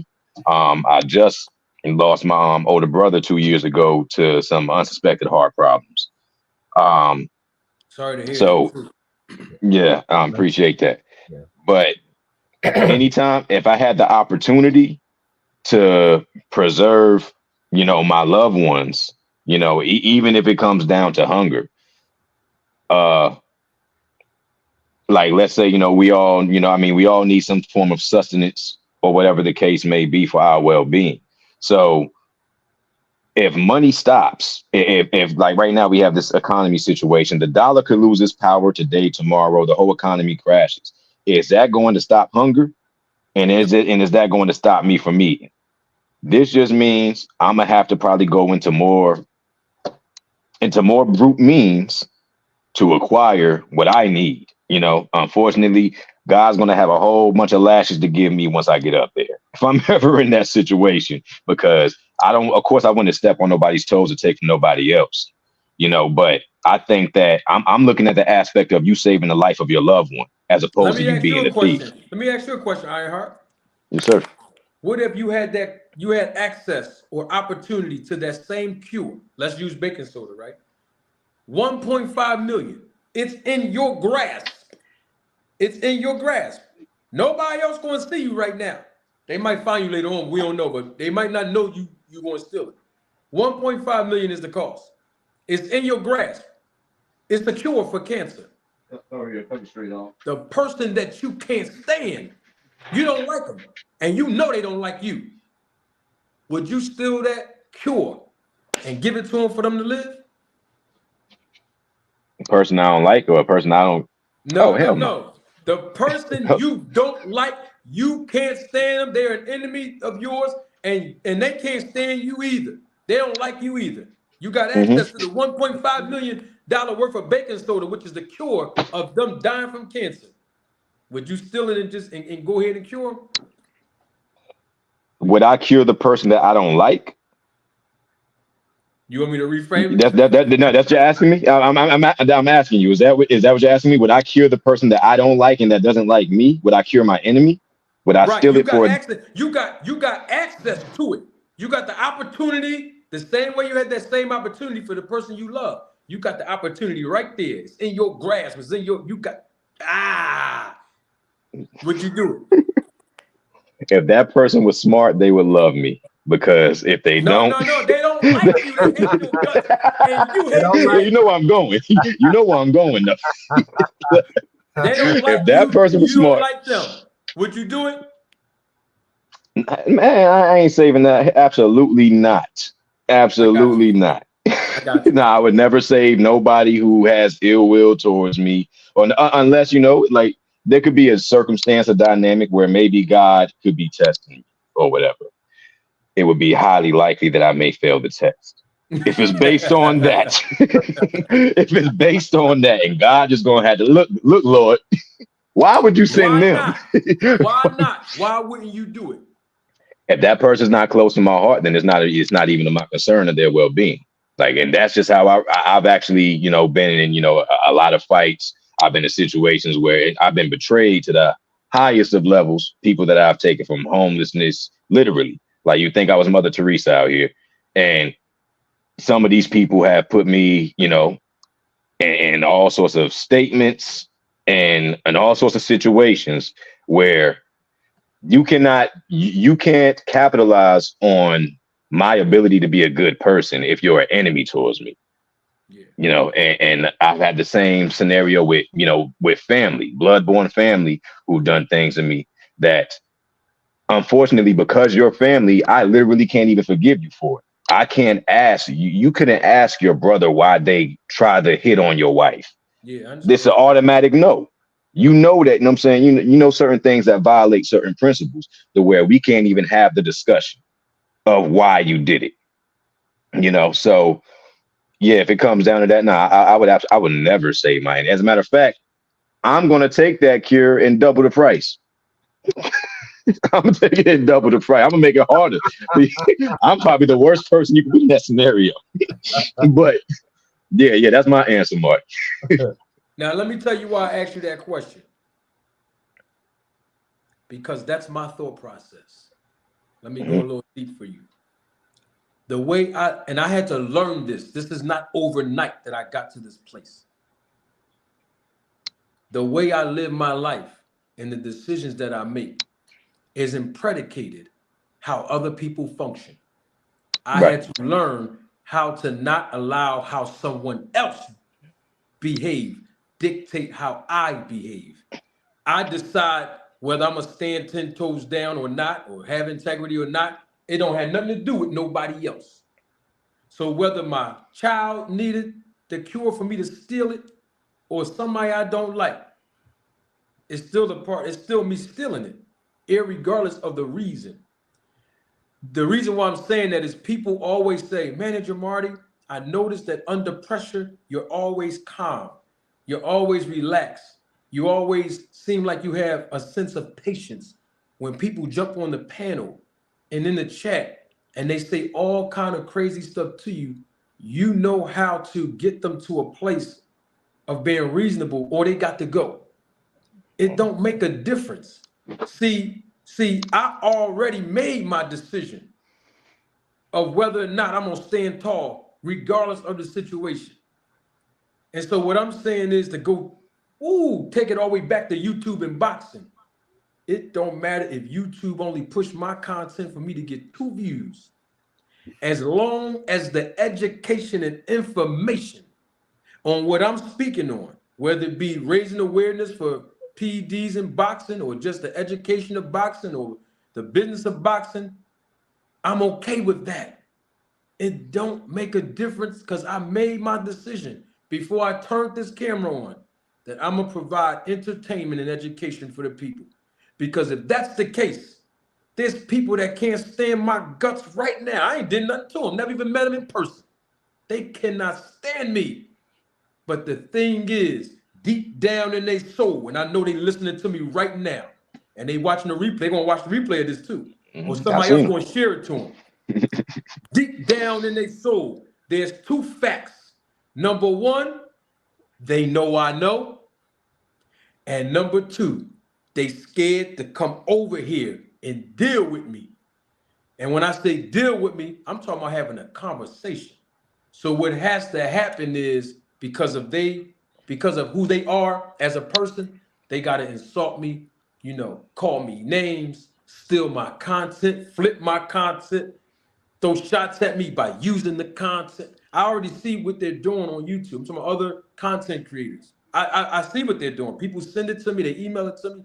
I got a gist of what's going on. But the great thing about it all is they know I know. They know I know what I'm talking about. So they know that I have credibility, and they know that I know what I'm talking about because I have credentials. They know I know what I'm talking about because I have character. It's not that hard to see that in me. But the bottom line is all 3 of those reasons is the same reasons why they won't come here. I've called out plenty of people to come on over. Just come over. Let's talk about it. But because they know that they don't know, they don't want other people to see that they don't know. Because why? Their credibility would be shot. And I'm talking about people that got a lot of subscribers. They know that if they go before their audience and keep on basically making their audience believe that they know something about the business side of boxing when they really don't, if they come over here and they click that link and talk to the real guy, they don't want that trouble. But the thing about it is, I'm going to treat all the professionals in the business. And this goes for Bill Haney, Devin Haney, Terrence Crawford. This goes for Errol Spence, Al Heyman, Floyd Mayweather. It don't matter who you are in boxing. If you come over here on this channel, I'm going to treat you like you're a professional in this business because of my respect level for the business. I'm not going to come over here and do no sneak. Hey, y'all seen how I conducted myself in front of Victor Conte. If you represent the business, whether you're famous or infamous, I'm going to treat you with the same respect. You know what I mean? And what I recognize in life is women, men, and children. I don't tolerate disrespect from nobody. From nobody. Am I a genuine person? Yes. Everything you see about me on YouTube, that's how I am in real life. Everything. Whether it be me entertaining people, making people laugh, I do my little theatricals, that's cool. I do my hard stuff when I'm 10 toes. That's really how I am. So it's no reason for somebody to mistake or misinterpret what I say. I speak very concisely. But all I'm saying is I treat everybody with respect, but I do not tolerate disrespect from nobody because I believe in treating others the way that you want to be treated. You know what I mean? So it don't matter who it is that may have an issue with me saying what I'm saying in boxing. Come on over and let's talk about it. That's all you got to do. And if you choose not to, okay, we move on. It's no big deal. But they know I know. It don't matter. It's about PEDs in boxing, whether it be about the business of boxing, why fights are not happening. They know I know. And I'm raising awareness on all levels when it comes to the sport and the business of boxing. I mean, look at you, Ironheart. I didn't know that you was watching me all of this time, but then you started coming up on the panel. You know what I mean? And that's what this thing is about. People learning about the business and sport of boxing that you can't find nowhere else on YouTube to learn about. I created a lane and a niche, not just for people to learn, but for people to be comfortable enough to jump on a panel, even we don't agree. I don't agree with everything Mr. Greg say, but that's my old head. That's my guy. I know he a Bud Crawford fan, but we all can agree to one thing. And Mr. Greg gonna laugh when I got to show you this picture. This has got to come back around to this, Ironheart. We know that the snack program works, baby. We know it all. Hey, It look, don't make a difference who the favorite fighter is. We in know a minute, that the snack program works. in a minute, you're gonna be able to take Mr. Greg and put him up there as the damn poster child for it. I'm looking at his shoulders right now. He got some snack shoulders. You look like you got them snack shoulders, man. I need you to slow down, Mr. Greg. I don't know if you're doing handstand push-ups or power cleans or whatever, but I'm gonna need you to slow down on the snack supplements, man. Well, Mr. Greg, you know that Victor Conti said that the same snack supplements you taking, some of them, not all, but some of them, the fighters over there are using as well. Okay. Oh, I see it now. I'm not going to fight nobody, I hope.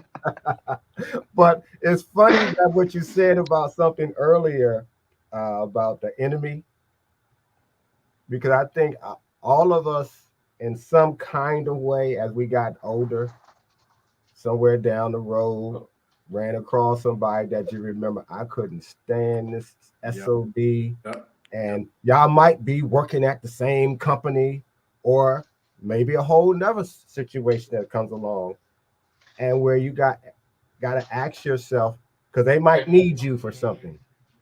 I've been in that situation where all it took was for me to just nod my head no. And these people who I couldn't stand since I was in the 8th grade, would have not been here today. But I had matured. I mean, I wasn't 13 years old anymore. I wasn't even I was 31, to be quite honest.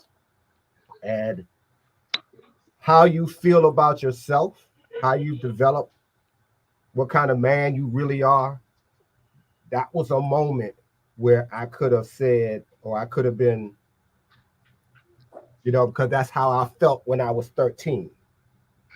Today, or at that time, it was in me to say, no, don't do that. Let that go. Let's move forward. But what you got to always remember at this crucial time in your life, somebody that you had done wrong, somebody that you didn't like and they don't like you, had the grace to say, let that man continue on wherever he's going to go. And that's where you find out a little bit more about yourself too, because that was a pivotal moment, one of my many pivotal moments that we all have, where we could be petty, we could be vengeful, we could be all that, but can we be graceful? Can we rise above it? And that was the time that I found, I can do that. And that's the same way about if you're going to take something in that situation that you brought up, is that could I do that and then ask for forgiveness? Because I would have certainly asked for that. Yeah. And that's how we have to learn to think. The fact that we can have this conversation, the three of us, and I think we got 3 different age groups here, is fantastic as well. Amen. So that's what I want to say, and to add on to what you were saying about sometimes you do have to forgive your enemy. And sometimes they're not really your enemy. I'm not saying every situation, however. Oh, yeah. But sometimes you have to forgive those who you don't like. Because, I mean, we human. There's some people like, but it's got to be for you because you have other things too. You know, I got a wonderful life. I worked for it. I ain't, you know, and I don't want to throw it away, to destroy it because I dislike this. This, you know what I mean? Where I want to be petty. And also I want to be a better person. You know, you always want to be you're always working toward being a better man, and sometimes enhancement. That enhances you. There you go. I'm glad you said that. You have to enhance yourself to a point where you can rise above pettiness. You rise above always wanting to use violence or to okay violence against a person or things of that nature. So yeah, I'm all for that because I've lived long enough now to have learned that too. Yeah. And I was learning that in the 30s and the 40s and some of in the 20s I was a little different, but that's the growth that you're going to have. They're like 20 years ago you would have said, well, that was 20 years ago. That's true. I probably wouldn't be on YouTube 20 years ago. Yeah. I still have my personality, my wits, everything y'all see about me, but I was a little bit rough around the edges 20 years ago. There's certain things that was said to me in my comment section. I mean, since I've been on YouTube, even on the panel, even in the chat, my response would have been totally different. Even when Rick Glaser did what he did. Now I did kind of, jump just a tad bit out of character because I know the undertones that really bothered me, but not him calling me a clown, and I don't care about that. But it was, all the extra stuff. I know exactly what you're talking about. I caught it. Right. Yeah, that, but other than that, I try to keep it cool. The ladies always watching me. They call me Mac Marty now. Mac Marty. So now it's another character where the ladies are starting to see how much of a gentleman that I am. I'm like that in real life. I have a great deal of respect for women. But the thing is another character. I got about 5 or 6 characters that I use simultaneously on YouTube to entertain the people, and that's just unique to this channel and what I present to YouTube. I want all of my talents and gifts to be portrayed on YouTube because it makes an appeal to each person where they are in their lives and different age groups, male or female, you know what I mean? And so it allows everybody to have a form of enjoyment so that when I get to the nuts and bolts, you'll be able to receive what I'm saying, the message that I'm portraying, even after the entertainment. It's just like if somebody's going to give you information. If I say, hey, I'm going to do information session at this location for 2 hours. Well, you might be excited to get there, but if I don't feed you, you're gonna be like, all right, but where the food at? You ain't got no water, you don't got no donuts, no continental breakfast, and nothing. At some point, though, you got to fill the person's need. You know what I mean? Our physical need to be able to educate you spiritually. You know what I mean? You're able to access all your dimensions, just like a fighter. Yeah. Different dimensions, you're able to access all of them, and they can translate in a way that the person who likes Mac or the ladies who like Mac Marty. Oh, they love me all over the UK, Mr. Greg. I got to get out there. Who like Marty Luther King, or the people, the people who like Professor Marty, Attorney Marty. Yeah. So when you can access all of your dimensions and you do it pretty effortlessly, they see all of you. And you say, this is who I am. And that's exactly who you are. Some of the good things that I used to tell you when I first started coming on, you see, they were true. Because sometimes people can see your nose when you can't. They can see the things that are the blessings, if you will, that's going to come your way because they recognize your character. They say game recognize game, if that's the case, or they just recognize a person who can appeal to large audiences. Because we don't have, been on, as we know, you have people who you invited up. That was new. That was almost revolutionary to some degree. Come on up. And not only that, made a space for those who think this way and a space for those who think that way. And step back and say, let me hear what y'all got to say on all of it. Yeah. So you got to be a certain kind of person to manage that. It's just like having, when I had sales teams, you got 15 different personalities, and you got to make sure all of them get a equal or full chance to show you or tell you or do what you think they should be doing. And in this, everybody gets to talk. Yeah, that's all we ever want. And it's all respectful. This is the thing. We can disagree without disrespecting each other. You know what I mean? This, to me, this is how men are supposed to conduct ourselves, especially in the presence of younger men, older men, and women. See, that's the key. That's the key. This channel, I don't look at this channel just like it's just. In other words, I know that it's us three up here talking, but there's people in other countries that watch this that may not understand the language. They got closed caption on their TV right now as I'm talking. How I know that? The analytics tell me. There's a couple of people that watch. They have a lot of the closed caption on. They don't understand the English language. So that's why I try to make sure that I can appeal to them where I'm not speaking in so much slang, where they might not understand. I mean, I can talk like that to y'all, but at the same time, when I use certain words that I like to use, especially when I'm the professor and I'm talking in a more business-like tone, is so that other people that's listening can relate to the message that I'm saying without getting lost in translation. All of those things I keep as a consideration when I produce the content. You know what I mean? Let me get these super chats here. We got One Mind Boxing. Double salute to you, One Mind Boxing. Again, thank you for your contribution and your support to the channel. One more time. One Mind Boxing says, there are a few against roll the tape and will not be able to tell you why. If asked a question, it's only a matter of time before your voice cuts through. And I do definitely agree with that wholeheartedly. Then we got my guy, member of the channel, supervisor of the Roll the Tape film crew representing Vegas. Double salute to him. One of my day one supporters, Matthew Thomas, my guy. Thank you for your contribution and your support, Matt. Matt says, let the lesson be your guide.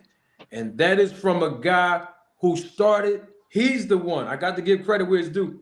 He's the one that started calling me professor. Just like 2 Cents Boxing started calling me Mac Marty. You see, I remember when the people give you names, you got to shout them out. I didn't come up with all of this, you know what I mean? I did come up with the Manager Marty Joe Clark, Manager Marty Luther King Jr., you know what I mean? I did come up with that.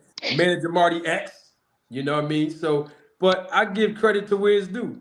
And I love this stuff, man. I want to make sure I can maintain my commitment. Nathan, watching all the way from the UK. Look at what I tell you. They're watching in the UK. I was just about to say there's been a number of people from the UK, but I think there were some other countries that came. I think one guy came on from one of the Latin American countries one time. Yes.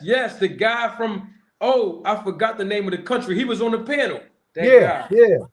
He said that he was communicating with y'all DC or something, right? I think he got a chance to communicate with Lucky.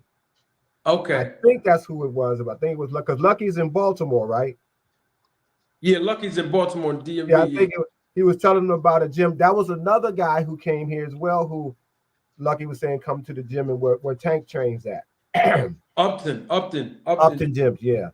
So speaking of Tank, let me get y'all before we go. Tank Davis did a tweet. We don't know how serious it is. He made some references to Conor Benn, talking about what he'll do to Conor Benn. Like he'll fight him. All he needs is a couple of weeks of training camp, and it'll be like easy work. Then you got Bill Haney. I believe he was at the press conference, or I saw something where maybe he was invited there in his home, where he's at in Vegas. He thanked Conor Benn. Conor Benn said some things about Devin Haney. Devin Haney supposedly had tweeted something. I only know this because a reporter had mentioned it to Conor Benn at the press conference, asking him a question about what did you think about something derogatory that Devin Haney must have said. There's talks of them saying, hey, we'll fight Conor Benn. Conor Benn said, I'll fight Devin Haney. We know he's 147. We know that Tank is 135. We know that Devin Haney's at 140, the weight class. What's your take on? Is it real? Tank Davis talking about fighting Conor. Is it real? Devin Haney fighting Conor Benn. I mean, all three of these guys are in different weight classes. I'll start with you, Mr. Greg. What's your take on all this? Is just this Twitter beef, or this is a possibility that these guys can fight? One is just the running off with the mouth, but two, which is more sad to me, this gives Conor a little cover that he can have all this activity, even if it's just talking over here, when you can't even fight in your own country still. The opportunities that might be created by, let's just say, Tank actually wants to fight him, or Devin actually wants to fight him. My feeling about that is that neither one of them should fight him until he's faced his music entirely, because it doesn't make sense that you can go in your own house, set it on fire, leave and come over here to somebody else's house and get opportunities that you really haven't now, that to me, you no longer deserve because of what you did in your own home. I just think that gives Conor Benn, I mean, yeah, now we're in the United States talking more about him, and yeah, we want to see him fight Tank. Tank will do this to him, or Devin will do this to him. Without thinking, he's coming over here for that very purpose, to escape what he did. In my opinion, you're escaping what you did. You're not sitting in and standing on, you done screwed up at home. That's where you live. That's where everybody should love you. That's where you made your name at. Not mess that up and then run over here. Is one thing if somebody did you wrong, you came up dirty 3 times. Why in the world would anybody give you an opportunity to come up dirty again, possibly, over here? So that's my feeling about it. I think it sounds good that you're hearing Devin's name. It sounds good you're hearing Tank's name, but you're hearing all of them talking. I always said, I said this on Two Cent Show, I think they enjoy more the drama on YouTube and on the internet, and they do more fighting just like the fans were doing on the internet than actually in the ring. But in his case, I think it serves Conor well for those two to be saying stuff to him, for fans not to think about what you did over, at home, and want that fight to happen as well. That helps Eddie Hearns as well to keep his guy active. You still can't get that big fight that, you could make some millions from because of that, but it helps him. And I don't think they need to give him that space. Both of them should have been saying, you want to see us? Yeah, we'd like to see you, but you fix that problem over there first, and then you come back and holler at us. That's how I think they should be talking to him, as opposed to challenging him and make him feel like, okay, they ain't worried about it. Let me go ahead and see what I can do. Nobody should, if you have been proven to do wrong, that's the thing. It's not allegations, it's not suspicions. Everybody can have suspicions of someone. It's already been proven. You've been hit with it. You're suspended. You can't even fight. So that's a whole different thing. That's why I'm talking in this manner. And I think if the fighters who, like Tank has talked about, get the snack out of boxing, and Devin is saying, hey, it's legal drugs without the steroids and all of that, great. Why are you fighting someone who has already been proven to be dirty over here? Why are you giving them that shine if you're saying you don't want to be that kind of fighter and you don't want that kind of fighter in the sport? You got to be consistent with it. So it's like I said, it's a lot of YouTube stuff, but don't give Conor that platform where he can find it easy to do what he want to do over here. Got you. What about you, Ironheart? Is this propaganda, just Tank and Devin possibly trolling? I mean, more so Tank trolling because he said it on social media. I mean, Devin did say some things about Conor on social media too. I think he had made a reference about the power. I think somebody might have asked, where was the power of Conor Benn since he's not on, any substances? And Devin Haney said he left it in the needle or something to that effect. Who said that? Devin Haney. Wow. Devin said that? Yeah, I thought that was pretty funny myself. Hey. But that's what that was said. funny. And you know, obviously these guys are in 3 different weight classes. What's your take? Should any of them fight him over here? I mean, more so Devin, he's 140. I mean, what's up with all this stuff, man? In Tank's case, very high risk, low reward.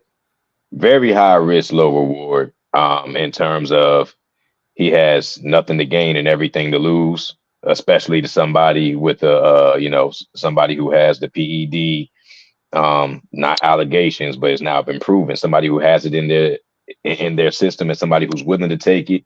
And he's basically alluded to not fighting Devin for those same suspicions or not being, eager to face Devin on those same suspicions. So by him even acknowledging Conor Benn is definitely entirely more advantageous to Conor Benn to bypass everything, you know what I'm saying, that that's going on in terms of his suspension in the UK. And I don't even see the marketability in the fight. You know, it doesn't make any market sense whatsoever when we had a certain list of names circulating for Tank, and then you just pull this guy out of nowhere who essentially would be disqualified by, means of integrity in terms of deserving the fight, deserving a big pay-per-view fight. Like you said, doing anything over here to try to run from the fire that he started over there. I don't think Tank should even acknowledge him. Tank had years of a beef with people like Devin Haney now, and even Tevin Farmer then, who, that fight's never happened.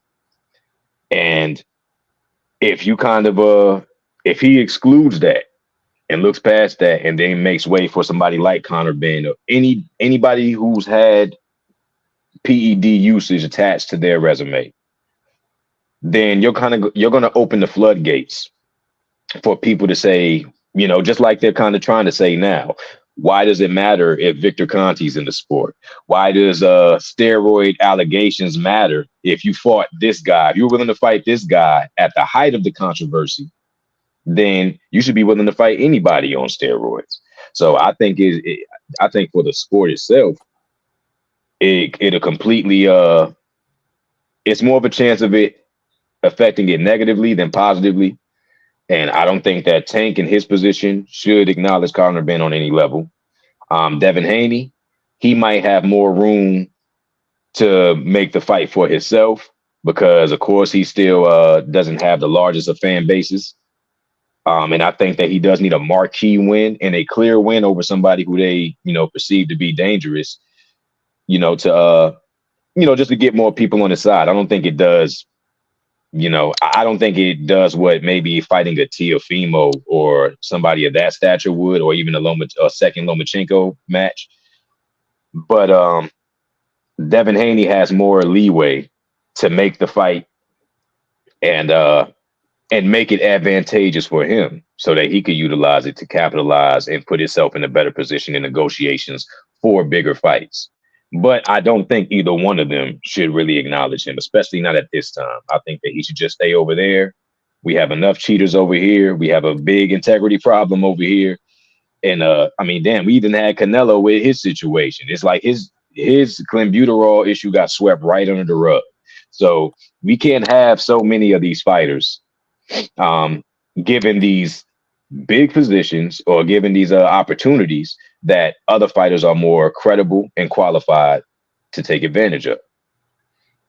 Hey, Marty. Oh. I was going to ask you something because he just said, what happened to Tevin Farmer, by the way? 1 second. Double salute to Estelle. I saw your Cash App. I appreciate the Cash App. Thank you, Estelle, for your contribution and your support to the channel. And I'm definitely going to start bringing out the preacher character more often because I know you just told me in the Cash App that you like it. Thank you so much. What was your question again, Mr. Greg, about what happened to Tevin Farmer? Tevin Farmer, I think he got a fight coming up soon. Is it live? I mean, is it televised or is it off? I don't know. I was at his last fight. I was at his last fight a couple months ago, and he was in a good fight, and he he caught the guy with a real good, clean, big shot. The guy kind of like walked into it, and he knocked him out right here in Philly. It was Who was he signed to? Right now, he's still with his own promotion company, but I don't think that he has the deal anymore with Matchroom and Eddie Hearn. Okay. I don't think he does. See, Because you remember how big that beef was with him and Tank? You know, they damn near shut down venues, and you know, like they were having many of run-ins with each other where they had to keep these guys apart from each other.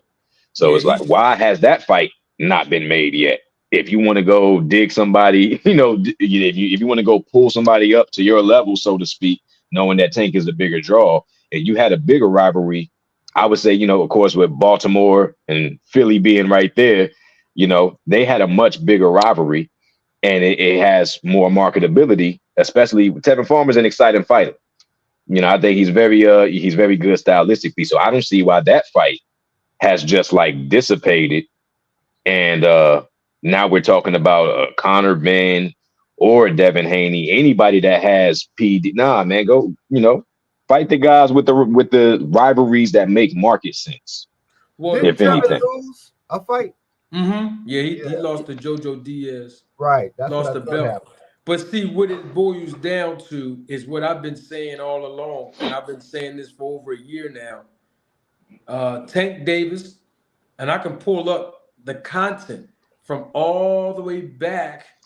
Let's say I think it was somewhere around April or May of 2022, where I was talking about how, not 22, I meant 2023. Sorry. Wait, was it 2022? Yeah, it was 2022. Yeah, it was 2022. I was right. Tank Davis, Devin Haney, Terrence Crawford, Adrian Broner. All four of these fighters have something in common besides being world champions. They don't have a history of fighting Black American fighters. None of them. I mean, I know Bill Haney did some kind of video or something that says Tank Davis only fight Mexicans and all that, but his son too. All four of those guys I just named, okay? And it's all about marketing them to generate the most revenue for those guys. Mm-hmm. You know, so that's what that's all about. Tevin Farmer and Tank Davis are on two different levels. And not only that, at this point, Tevin Farmer, he don't have too much to bring to the table right now as he's making his resurgence back into the boxing game, being in his mid-30s, right? So he can make a name for himself on a different level now that he's making his resurgence to fight a Tank Davis. But we see Tank Davis' history is not competing against Black American fighters. And the reason why is because of the American fan base. The American fan base, compared to other countries, don't support our own American champions here. I mean, in American culture, when it comes to boxing, a fighter can be undefeated. As soon as they lose one fight, most American fans push them to the side like, oh, you lost one, on to the next one. Yeah.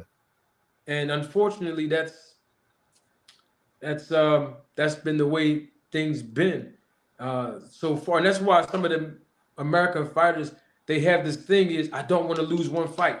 I don't want to lose not even one fight. I don't even want to be putting my O on the line because of the backlash and the consequences of that. To end the show, don't give us a whole lot because we're going to come back tomorrow, same time, live in living color right here, and deal with the prediction of what's going to happen in the fight between Teofimo Lopez, Jermaine Ortiz, and even Pedraza versus Keyshawn Davis that's happening this Thursday night, live on ESPN Plus. And so I figured let's do a prediction and who's going to win those fights, not now, but tomorrow. But I wanted to give a small little appetizer. What do you think of those two fights? Starting with you, 30 seconds, Mr. Greg. 30 seconds with you, Ironheart. Let's start with Mr. Greg. 30 seconds. What do you think about the fight between Keyshawn Davis and Pedraza, and then Teofimo Lopez against Jermaine Ortiz? And then we'll come back tomorrow and we'll break down the fight and give a prediction. What you got? 30 seconds, Mr. Greg. I got to be honest. I don't excuse me.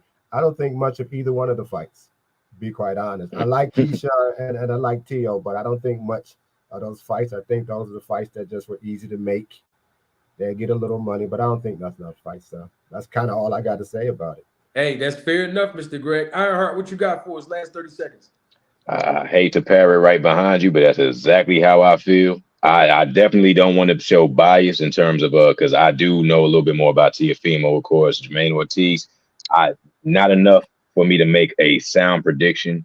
So I definitely don't have a dog in either fight. And I think the Keyshawn Davis fight, I think that both of them are kind of trying to, prove themselves and become draws and, build themselves up. So like I said, I don't have a dog in either fight, but I'm not too interested about either one of them. All right, you got it. That is the small little appetizer. We'll be back here live again tomorrow with another episode of Roll the Tape Podcast with Manager Martin. We're going to do a breakdown and a prediction of Teofimo versus Jermaine Ortiz, and also the breakdown and prediction of Keyshawn Davis versus Jose Pedraza. You heard it first live, Living Color right here. I appreciate both of the guys that came up on the panel today, Mr. Greg and Ironheart, my guys, everybody that engaged in the chat. Listen, come back here tomorrow, live in Living Color, 4:45 p.m. We're going to be right back here. They heard you, Mr. Greg and Ironheart. Thank you guys again. And I might have a small little truth and evidence segment tomorrow. So make sure y'all come back. And make sure y'all realize that tomorrow I'm going to drop 2 pieces of big content for y'all. So come on back. Appreciate your time. And I got to pull out the same way that I pulled in. And I'm talking about with the hottest intro on YouTube. Don't take my word for it. Roll the tape. Representing the business of boxing, ladies and gentlemen, let's hear it for Manager Marty. Thank you. You're far too kind.